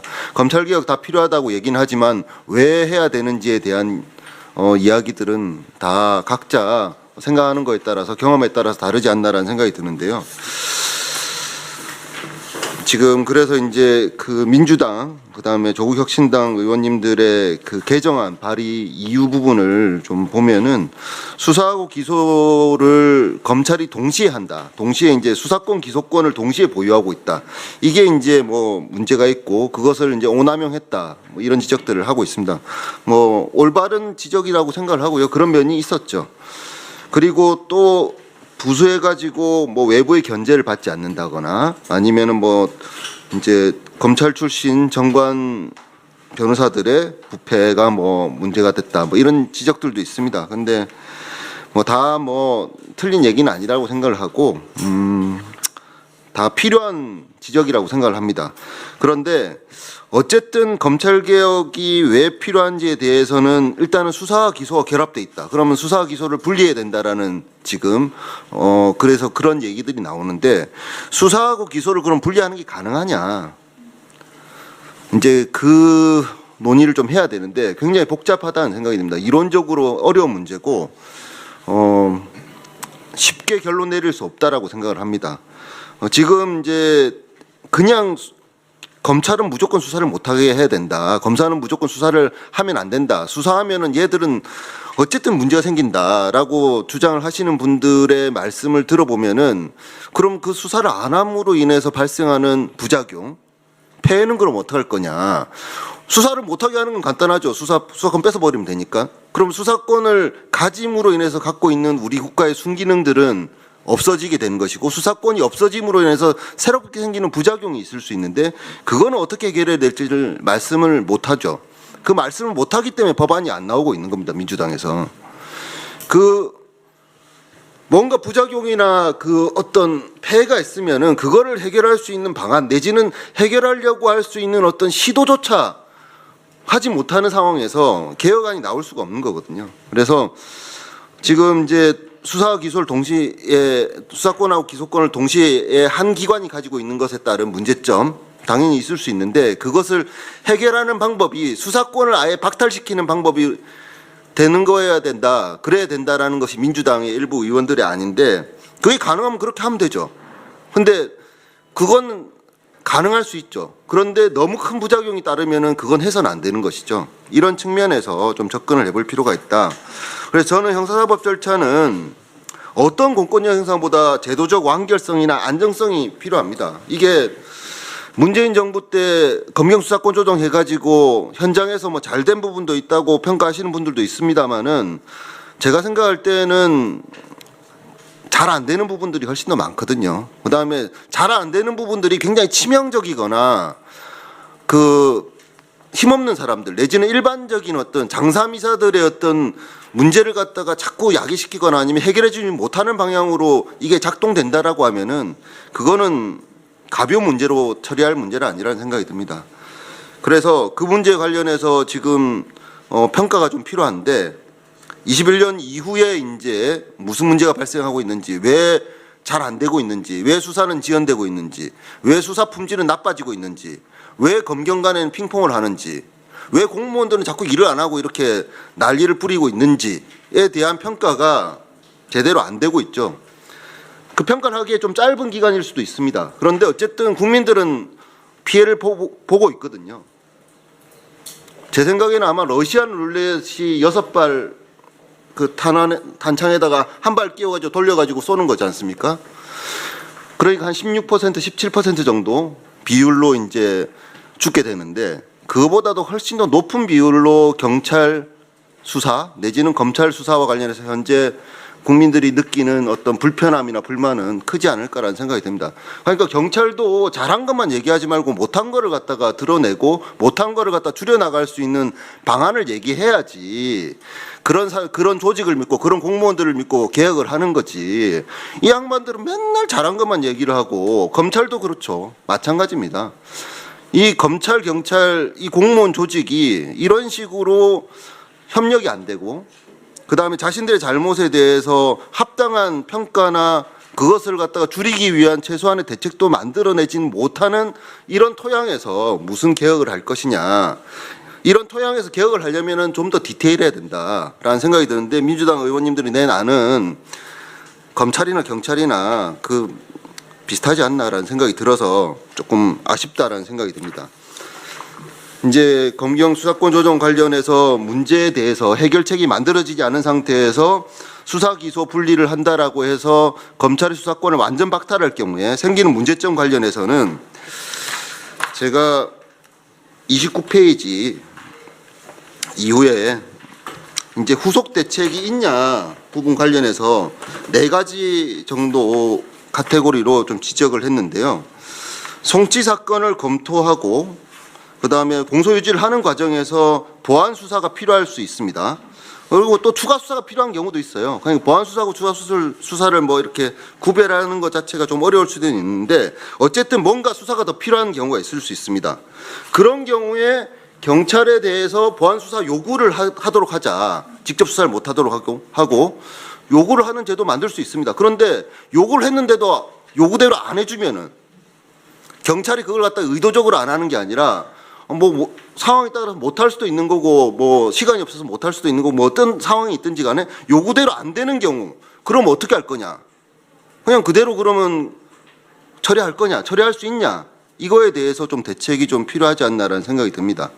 그리고 두 번째로는 구속사건 처리 관련해서는 상당히 문제점이 많은데 구속기간이 제한돼 있습니다. 수사기간에 수사 단계에서 제한된 구속기간 내에서 구속사건을 처리하려면은 효율적이어야 되는데 지금 현재 보안수사 요구하고 다시 받고 이 시스템으로 그럼 이 처리할 수 있냐 지금 기껏해야 30일인데 그걸 갖다 경찰이 20일 하고 검찰이 10일 하는 걸로 조정한다 치더라도 할 수 있냐 그게 이제 문제고요. 할 수 있도록 하려면 뭔가 할 수 있는 방법을 갖다 제시를 해줘야 되는데 제시를 못 하고 있거든요. 제시를 못 하면서 그렇게 바꾸자고 하면 어떻게 하는 거죠? 그냥 뭐 구속 사건도 그냥 대충 하다가 30일 지나면은 풀어놓고 그냥 불구속 사건으로 해가지고 수사 좀 오래 하고 충실하게 하자. 인권을 갑자기 보장하는 방향으로 나가자. 뭐 이 얘기인가요?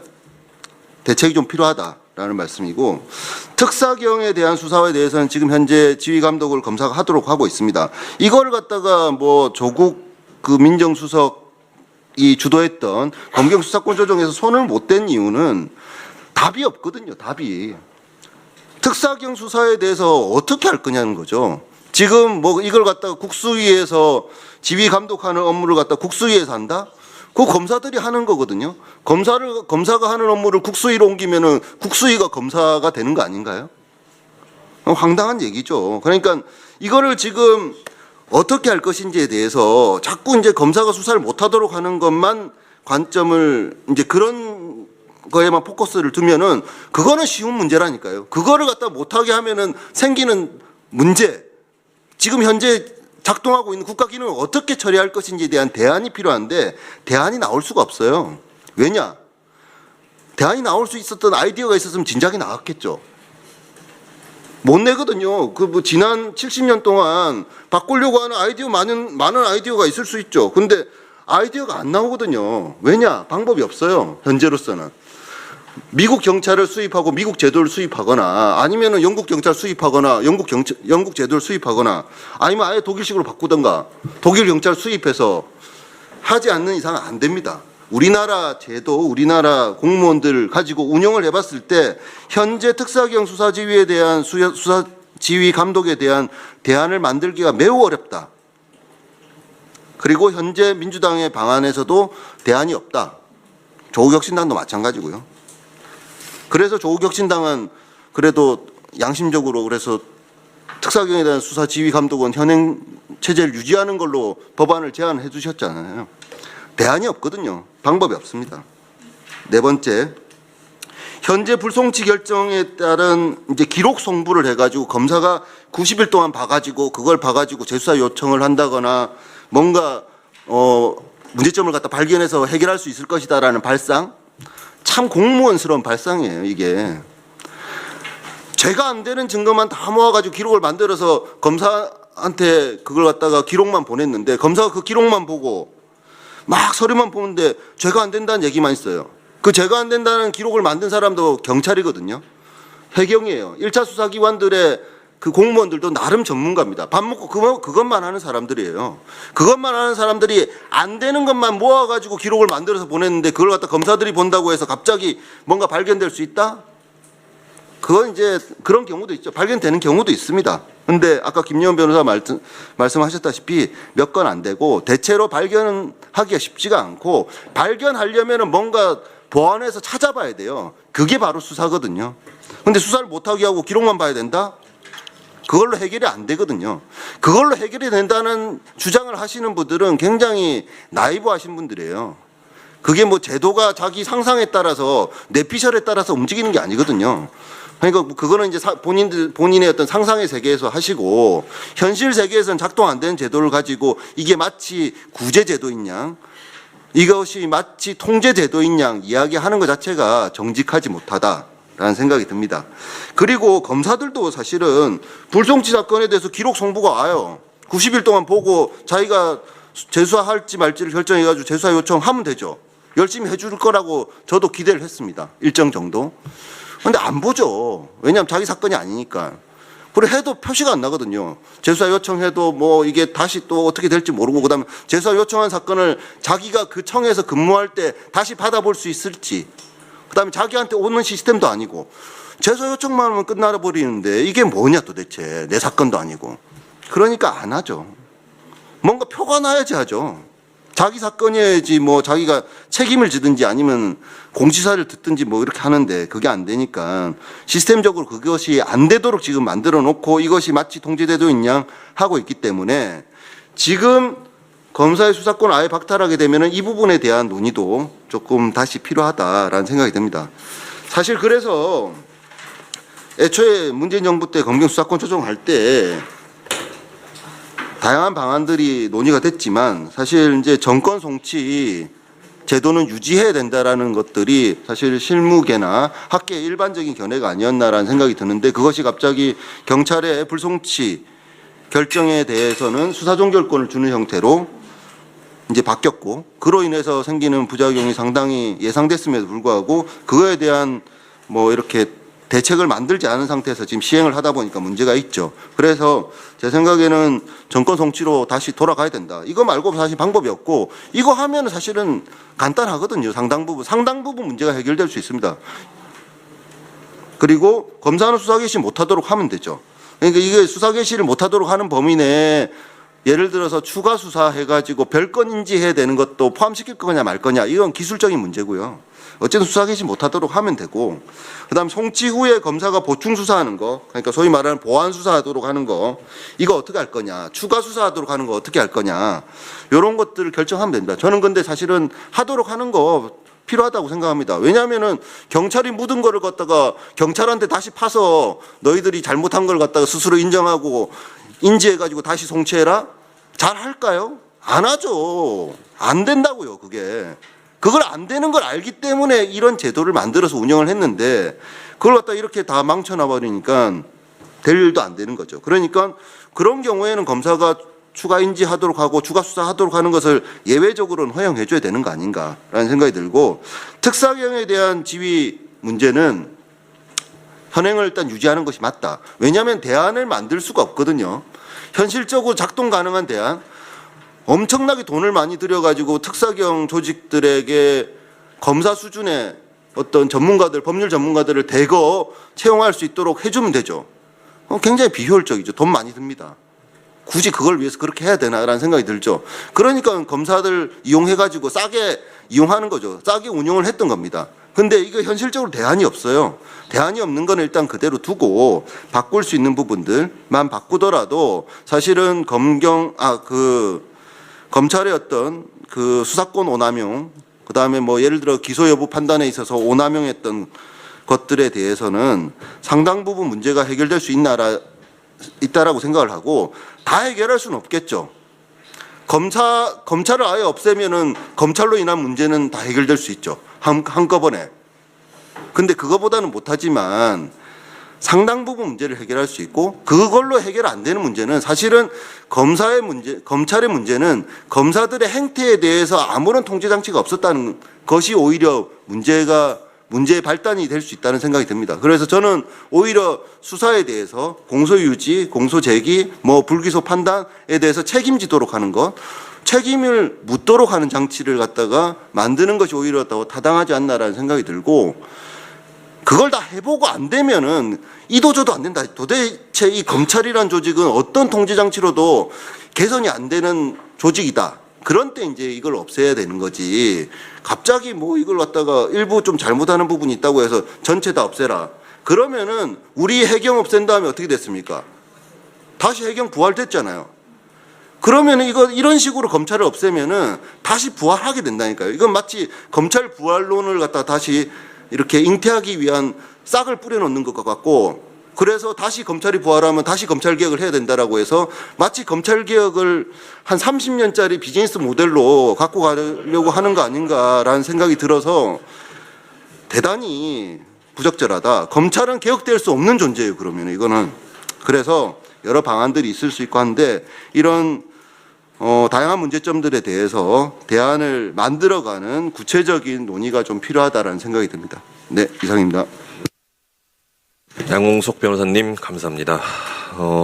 그 세 분 발제 시간이 이제 끝이 나고 이제 토론을 진행할 텐데요. 네, 토론은 금태섭 전 의원님과 이근우 가천대 법과대학 교수님께서 약 각 10분 정도로 진행하도록 하겠습니다. 네, 그럼 먼저 금태섭 전 의원님의 토론을 시작하도록 하겠습니다. 박수로 환영해 주시면 감사하겠습니다. 안녕하세요. 은태섭입니다. 오늘 좋은 자리에 와서 이런 말씀을 드리게 돼서 기쁘게 생각합니다. 이 토론 그 발제하시는 분들 말씀을 다 들었는데요. 사실 뭐 문제의식이나 큰 방향에서 다 저도 같은 생각을 하고 있기 때문에 저는 짧게 좀 배경하고 또 제가 사실은 2005년 검찰에 있을 때부터 지금까지 한 20년 정도 우리나라 검찰개혁의 논의를 거의 그 현장에 있다시피 따라왔습니다. 그래서 지금까지 어떻게 된 건지 알고, 사실은 민주당이 지금 얘기하는 수사 기소 분리 방안이라는 거를 대선 공약에 처음 쓴 게 접니다. 나중에 제가 보여드릴 텐데, 그래서 이게 어떻게 왜곡됐는지도 알고 있기 때문에 그런 얘기를 좀 드리고, 그리고 항상 얘기하다 보면 그럼 대안이 뭐냐, 그러니까 간단한 대안까지 해서 10분 내로 마치도록 하겠습니다. 가장 이 민주당 분들을 만나서 요새 검찰개혁 얘기를 하고 문제가 많지 않냐 그러면 무슨 말씀을 하냐면, 이건 오래 논의와 토론을 거쳐서 결정된 건데 왜 지금 와서 얘기하냐. 심지어 저희 방송에 오신 분들은 DJ 노무현 때부터 다 논의가 된 건데 지금 와서 왜 그러냐고 하는데, 실제로 그건 전혀 사실이 아닙니다. 이른바 수사권과 기소권 분리를 통해서 검찰을 폐지하겠다는 것이 민주당의 공식 입장이 된 것은 극히 최근입니다. 사실 문재인 정부 전반기까지만 해도 아마 들으면 기억나실 텐데, 검찰의 기소권 독립이 문제다. 기소권을 검찰이 독점하지 않도록 해야 된다 하고, 그때 이제 나온 게 공수처죠. 그러니까 사실은 검찰은 기소권 수사권 갖고 있는 거고, 공수처도 기소권 수사권 갖고 있는 거고,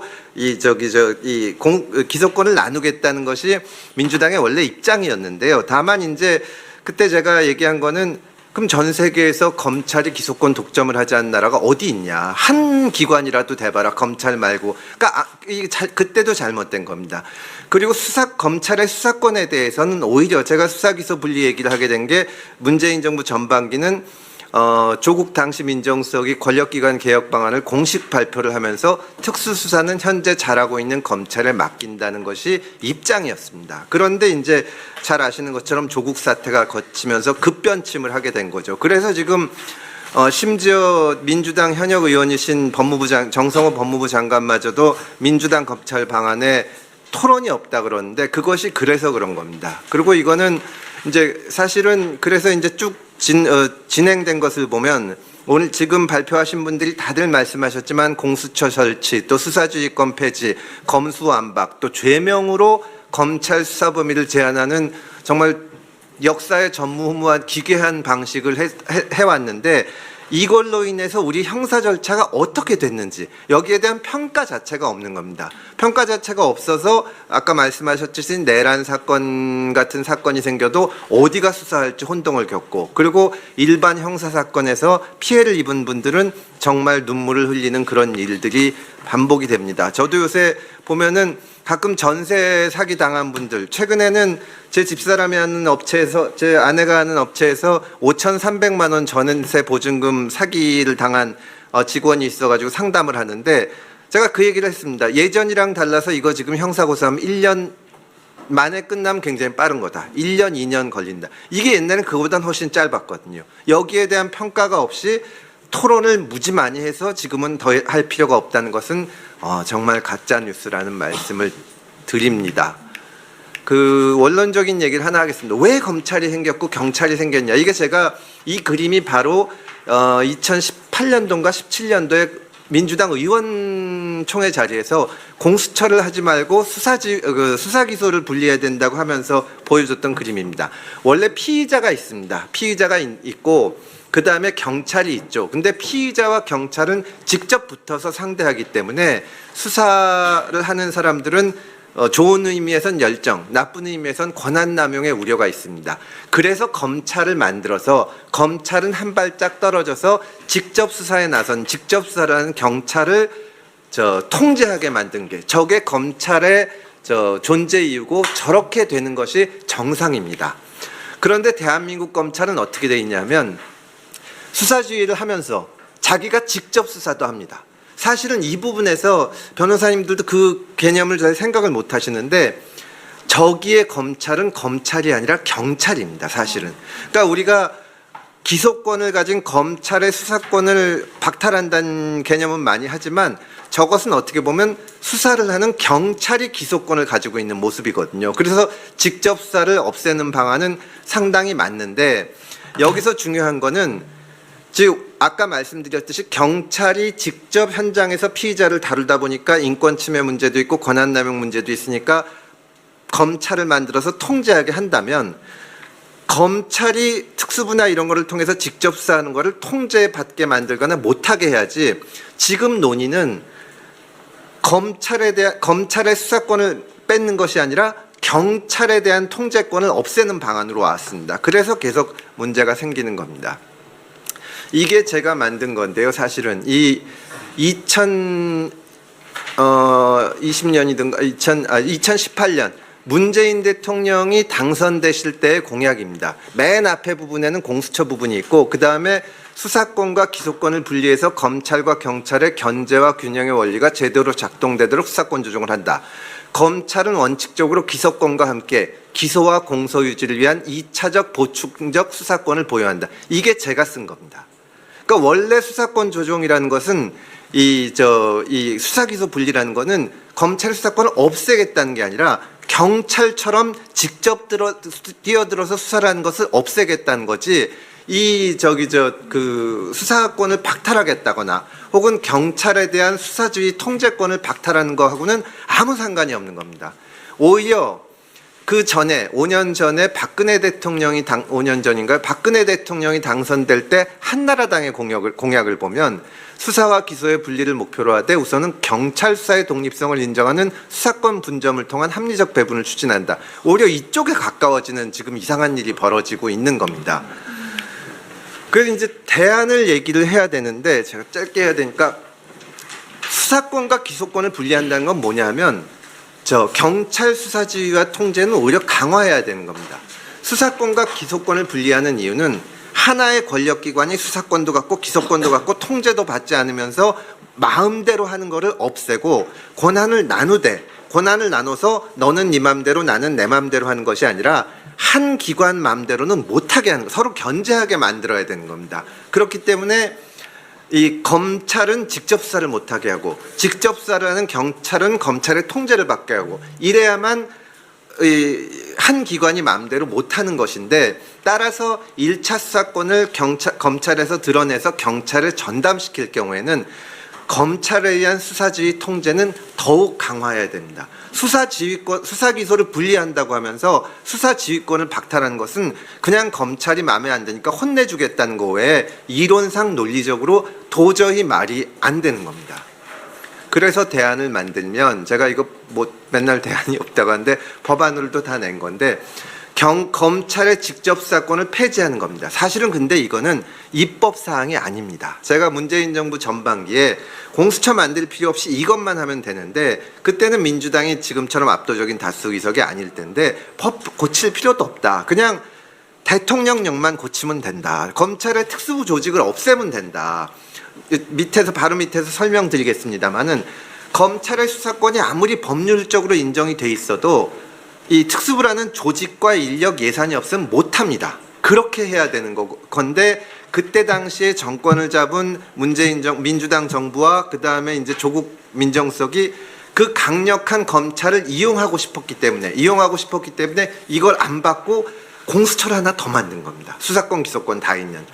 그래서 일단 대통령령을 개정해서 지금 우리나라에 그렇게 많은 특수부 조직을 다 해체하고 우리보다 인구가 2.5배 많은 일본 검찰에는 특수부가 동경, 오사카, 나고야 딱 3개 있습니다. 그나마도 지금 기능을 많이 잃고 있는데 우리는 중앙지검에만 해도 10몇 개가 있고 남부지검이 있고 동부지검이 있고 이거를 없애는 게 가장 중요한 것이고 직접 수사권을 가진 경찰에 대한 수사지휘권은 강화해야 되는데 그 과정에서 보안 수사권은 전면적으로 인정해야 되고 그다음에 경찰 통제를 위한 잠재적 수사권을 유지해야 됩니다. 그게 무슨 말씀이냐면 아까 김정철 최고위원께서 송치 명령권, 뭐 재수사 명령권 이런 말씀을 하시는데 사실 현장에서 그게 안 됩니다.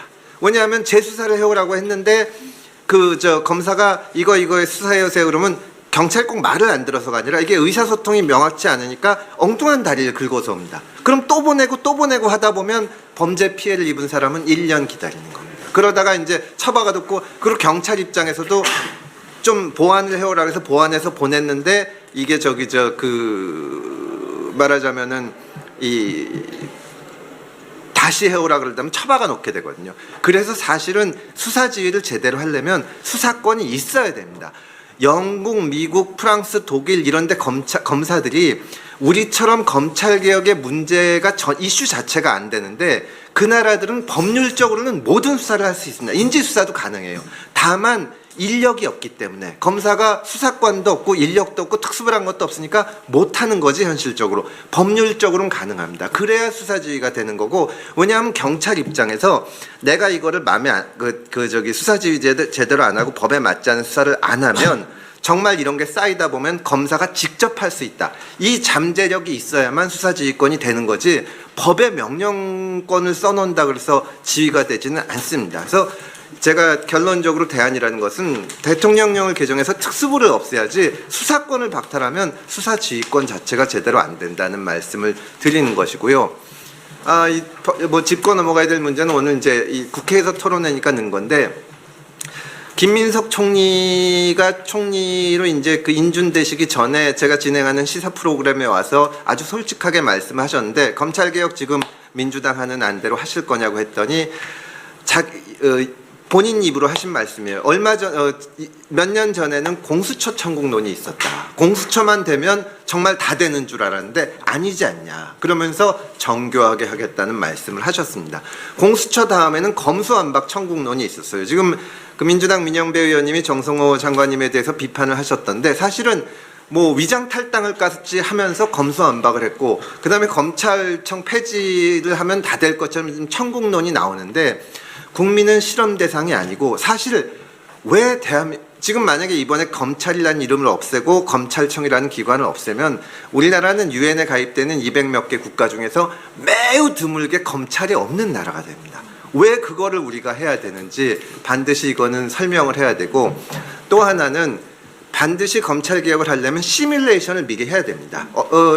정성호 장관님이 말씀한 걸 언론에서 그대로 옮기면 아까 김예원 변호사님도 말씀하시지만 이의신청 담당을 이 4만 건에 이른다. 김예원 변호사님 자료는 5만 건이라고 되어 있는데 이거를 11명짜리 행정위원회가 하는 것은 안 된다.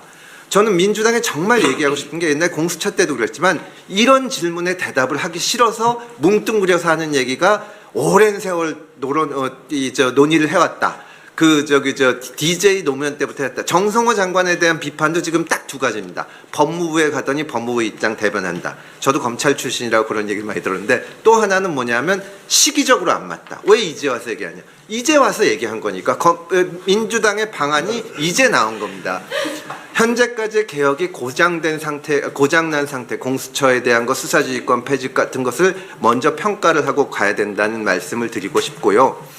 그 다음에 반드시 또 하나 짚고 넘어가야 될 문제는 수사기소권 분리 그리고 수사지휘권 폐지가 옳을 수도 있죠. 제 말이 반드시 옳은 건 아니니까. 근데 그렇다면 왜 현재 특검은 수사권, 기소권, 수사지휘권을 다 갖고 있어야 되냐. 그 얘기를 하면 또 내란이 워낙 중요해서 그렇다는데 문재인 정부 때는 적폐청산이 중요해서 그렇다고 했습니다. 이 기능이 있어야 된다면 왜 그래야 되는지 그리고 왜 공수처에는 여전히 수사권과 기소권이 있는지 검사를 하는 사람들은 인격적으로 문제가 있고 공수처는 안 그런 건지 여기에 대한 대답이 없다는 말씀을 드리고 정말 아까도 말씀드렸지만 선진국에서 이 검찰개혁이 이슈가 안 되는 이유가 무엇이냐.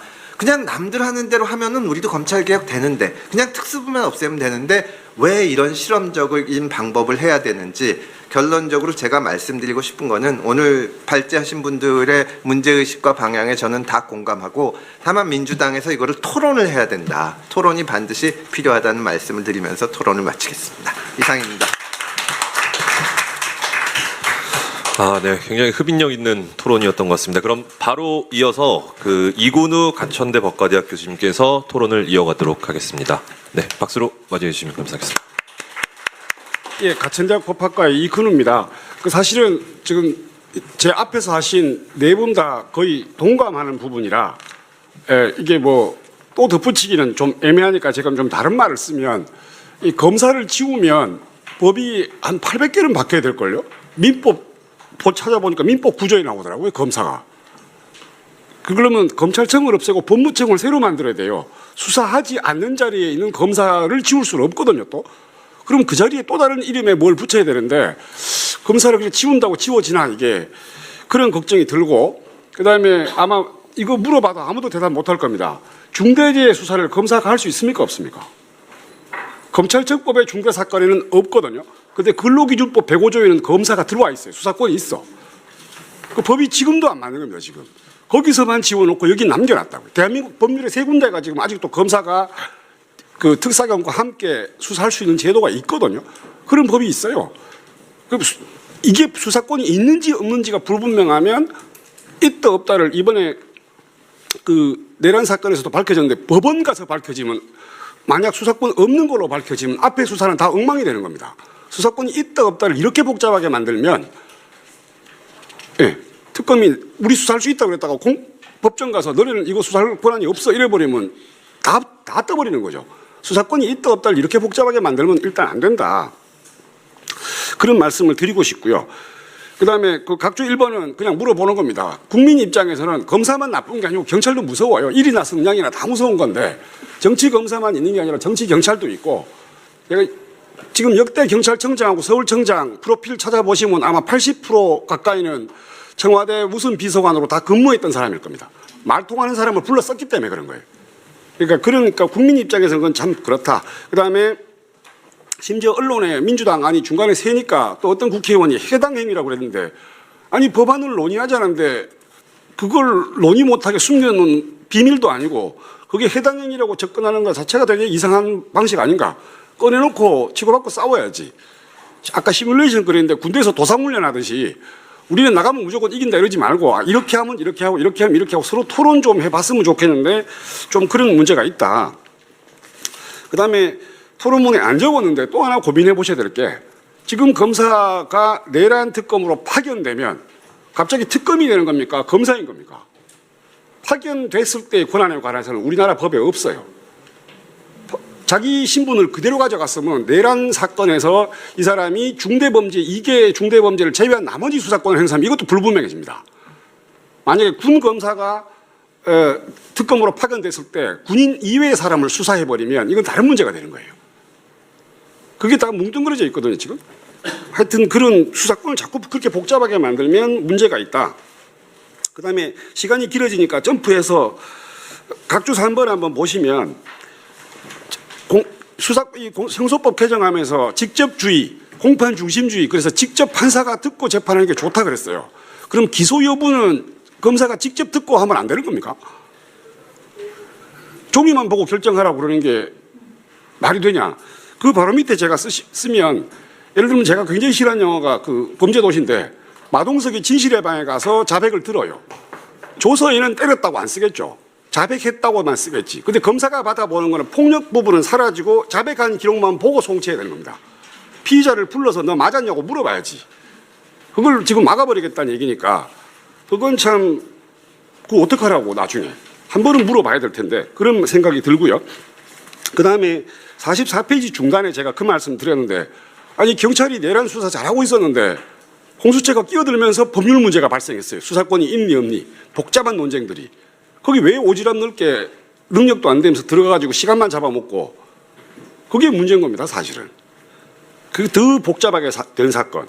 그 밑에 거 한번 보시면 수사권 이렇게 쪼개놓으면 환경 특사경 자꾸 얘기하는데 제가 대한민국에서 그래도 특사경 제일 잘하는 사람인데 골아파집니다. 각주 5번 한번 보세요. 검찰청을 지우면 특사경을 지명할 사람이 검사장인데 검사장도 사라지는 거예요. 그럼 누가 지명을 하죠, 특사경을? 공소청장이 지명해야 되나요? 그 사람은 수사권이 없거든요. 본인이 없는 수사권을 어떻게 지명해서 발생을 시키지? 기관장이 지명하나요? 이게 웃기는 제도가 되는 거예요. 특사경 제도 자체를 틀어놔야 되는데 아니면 없애버리든지 하여튼 그런 생각이 좀 있다. 그 다음에 45페이지 중간에 한번 보시면 이렇게까지 독립시키고 경찰 내부의 수사 통제 방안도 아직 불분명하거든요. 그러면 순경, 경장, 경사, 경위 이런 사람들도 검사 역할을 하게 되는 겁니다.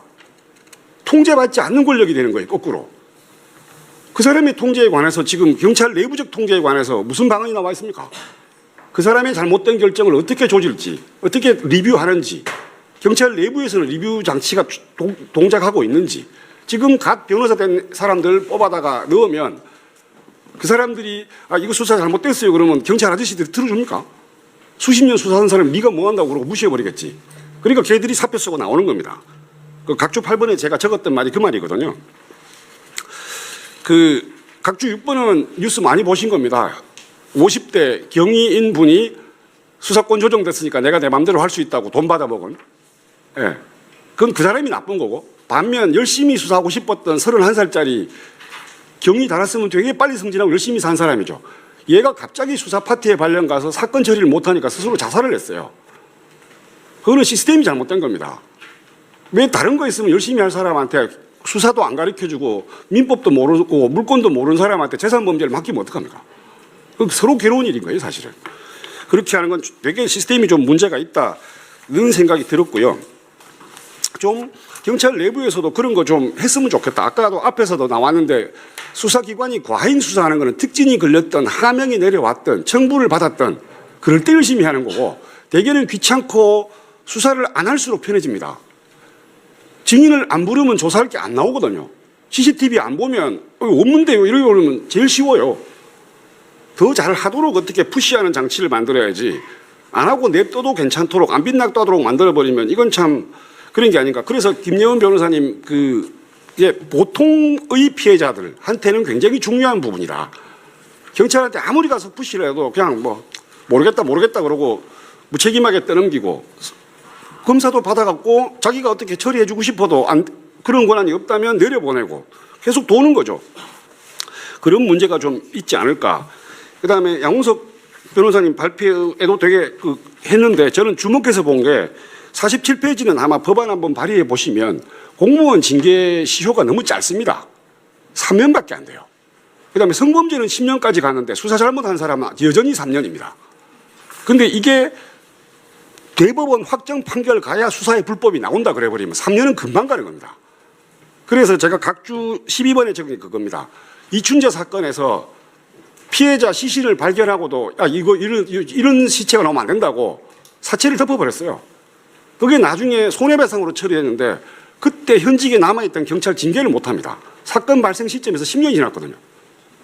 그러니까 이거를 좀 밝히고, 그러니까 징계권자가 알게 됐던 시효 기산점을 바꾸든지 아니면 퇴직 후에도 공무원 연금을 뺏는 제도를 만들든지 그런 식으로 수사 좀 남용하거나 그런 것들을 좀 우리가 통제할 방법을 했으면 좋겠다. 그다음에 민주당이 아쉬운 거나 경찰이 아쉬운 거는 수사경찰 품질을 좀 올리자는 얘기를 10년 동안 했습니다. 당신들이 열심히 하는 거 안다. 근데 우리가 수사를 받아보면 그러니까 좀 레벨을 올려라. 전문적으로 수사하는 사람들을. 그래도 그걸 안 만드는 거예요.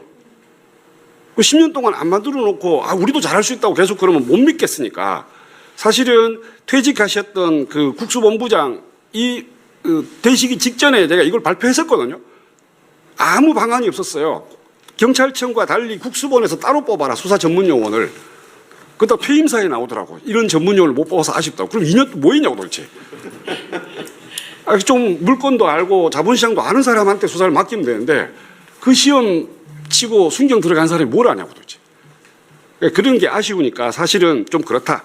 그다음에 다들 한번 질문해 보고 싶은 게, 이제 그나마 수사의 불법을 공판에 기소해주면 공판장에 가면 판사라도 보는데 약식명령을 청구하면 이건 어떻게 되죠? 약식명령 제도가 남아있는 한 경찰 서류에다가 표지 붙여서 약식명령을 청구하면 판사는 자기 방에서 앉아서 보는 거예요. 이게 과연 무슨 재판인 건지 이게 걸러낼 장치가 없는 겁니다. 이거는 어떤 식으로든. 그럼 약식명령도 폐지하든지. 그러니까 사실은 수사권 하나 뺏는다고 다 되는 게 아니라 이게 다 시스템으로 엮여 있는 건데 너무 눈앞에 몇 가지만 빼면 아까 방금 우리 금 의원님 말씀하시듯이 수사권 박탈하면 천국에 오는 것처럼 설명해갖고는 큰일 난다. 뭐 그런 생각이 들었습니다. 예, 이상입니다. 예. 네, 이근우 교수님께 다시 한번 감사 말씀드리겠습니다. 그 토론이 굉장히 열기를 띠고 있는데요. 이 열기를 좀 이어서 질의응답을 좀 가져볼까 합니다. 근데 다만 시간이 많지 않아서 아마 한 분 또는 두 분이 가능하실 것 같은데 시간 좀 할애해서 좀 진행하도록 하겠습니다. 그럼 질의 있으신 분은 손을 들어주시면 네, 그 먼저 드셨는데 소속이랑 성함 말씀해 주시고 네. 한림대학교 다니고 있는 이마연입니다. 저는 검찰 수사권을 왜 분리를 해야 되는지 좀 의문이 좀 많이 들었어가지고 차라리 수사권을 부활시키고 차라리 검찰을 세 개로 쪼개는 게 낫지 않나 저는 그 생각을 좀 했습니다. 그래서 검찰은 경찰에 대한 수사지휘권이나 형사부 같은 이런 민생 수사나 이런 보안 수사를 담당하고 대신에 국가수사청을 새로 만들어서 공수처랑 반부패부랑 강력부랑 선거 수사를 합치는 방향으로 가면서 서로 상호 수사 기소를 통해서 견제하면 어떨까라는 생각도 했었고 독일의 헌법수호청도 같이 좀 들여오는 방식으로 해서 헌법수호청이 차라리 내란이나 외환이나 그 국가보안법 범죄 같은 그런 것들 수사하는 게 어떨까 생각을 했는데 이 방안 같은 경우에는 불가능한 것인지 김정철 최고위원님께 질문드리고 싶습니다. 일단은 말씀하신 뭐 그 취지나 이런 내용은 제가 잘 이해가 됐는데요. 문제는 우리가 이제 이렇게 부를 나눠 가지고 분리하는 것 자체에 대한 어려움이 있어요. 그리고 실질적으로 분리해서 됐을 때에 실질적인 분리가 가능할지 문제와 또 검찰청하고 이렇게 독립된 또 별개의 또 기소 공간을 만든다는 것 자체가 또 문제가 발생할 수 있어요. 아까 제가 말씀드린 것처럼 이게 뭘로 구분할 것인가의 문제예요. 말씀하신 것에 따르면 그런 것들이 기본적으로 범죄를 기준으로 나눌 수밖에 없는데 그런 것들의 자체에 대해서는 처음에 수사했을 때와 재판을 했을 때 결론이 났을 때 내용이 다 달라질 수 있기 때문에 애초에 처음에 의도했던 내용으로 이 기준을 삼기가 굉장히 어렵습니다. 그리고 어쨌든 지금 현재 간편하게 할 수 있고 충분히 그 내부에서 검찰 내부에서 얼마든지 뭐 반부패 수사든지 다 내부적으로 다 부를 나눠서 얼마든지 수사가 가능한 상황에서 굳이 그거를 뭐 별개로 구분하는 그런 이유는 또 필요 없기 때문에 제 생각에는 굳이 그럴 필요는 없다고 저는 생각을 해요.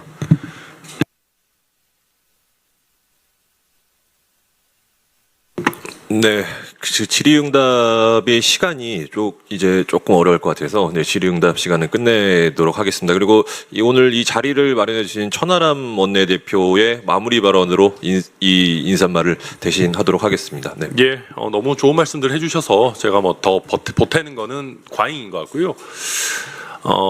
참고로 저희가 너무 이렇게 어떤 의미에서는 비슷한 문제의식을 가진 분들만 섭외한 것 아닌가 하는 오해가 있으실 수 있는데 전혀 그렇지 않습니다. 저희는 더불어민주당과 조국혁신당에도 오히려 토론에 참여해달라라는 초대를 보냈고 여러 저희와 다른 문제의식을 가진 기관이나 전문가분들에게도 그런 당연히 요청을 보냈었습니다. 근데 오늘 오시는 분들이 너무 또 전문성이 있으시고 또 잘하시는 분들이어서 그쪽에서 아마 좀 부담을 느끼셨던 게 아닌가 해서 결코 뭐 우리 의견 내지는 뭐 이렇게 오늘 오신 분들의 의견만 들으려는 의도는 아니고 언제라도 다른 당에 계신 분이든 다른 입장을 가지신 분이든 뭐 이렇게 또 얼마든지 토론하고 소통할 의지가 있다라는 거를 말씀드리고 싶습니다. 그러니까 제가 아까도 농담 삼아 그런 얘기 했어요. 이제 제가 농담 삼아 그런 얘기를 계속 합니다. 이거 정말 법조계의 활력을 불어넣기 위한 법안 아니냐. 요즘 법조 시장이 참 안 좋은데 아까 김혜원 변호사님 말씀 들어보면 이 국수위에 대한 그 국수위에서 이의 신청을 기각한 거에 대해서 행정소송까지 한다 그러면은 법조계의 먹거리가 정말 늘어날 것 같다 이런 얘기. 그러니까 저도 들으면 생각나는데, 근데 제가 농담으로나마 이런 얘기 하면 안 되겠다라는 생각을 또 오늘 하게 되는 게, 돈 있는 사람들은 그렇게 할 수 있죠.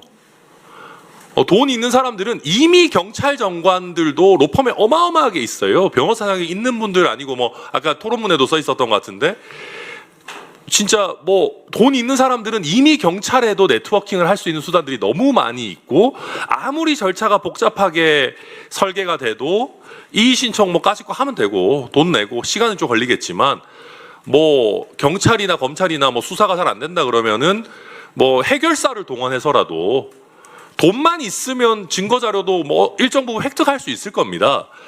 근데 문제는 그걸 못하는 분들이잖아요. 돈이 없어서든 김혜원 변호사가 말씀하셨듯이 뭔가 상황이 여의치 않아서든 그걸 못하는 사람들은 그럼 어떻게 할 것인가.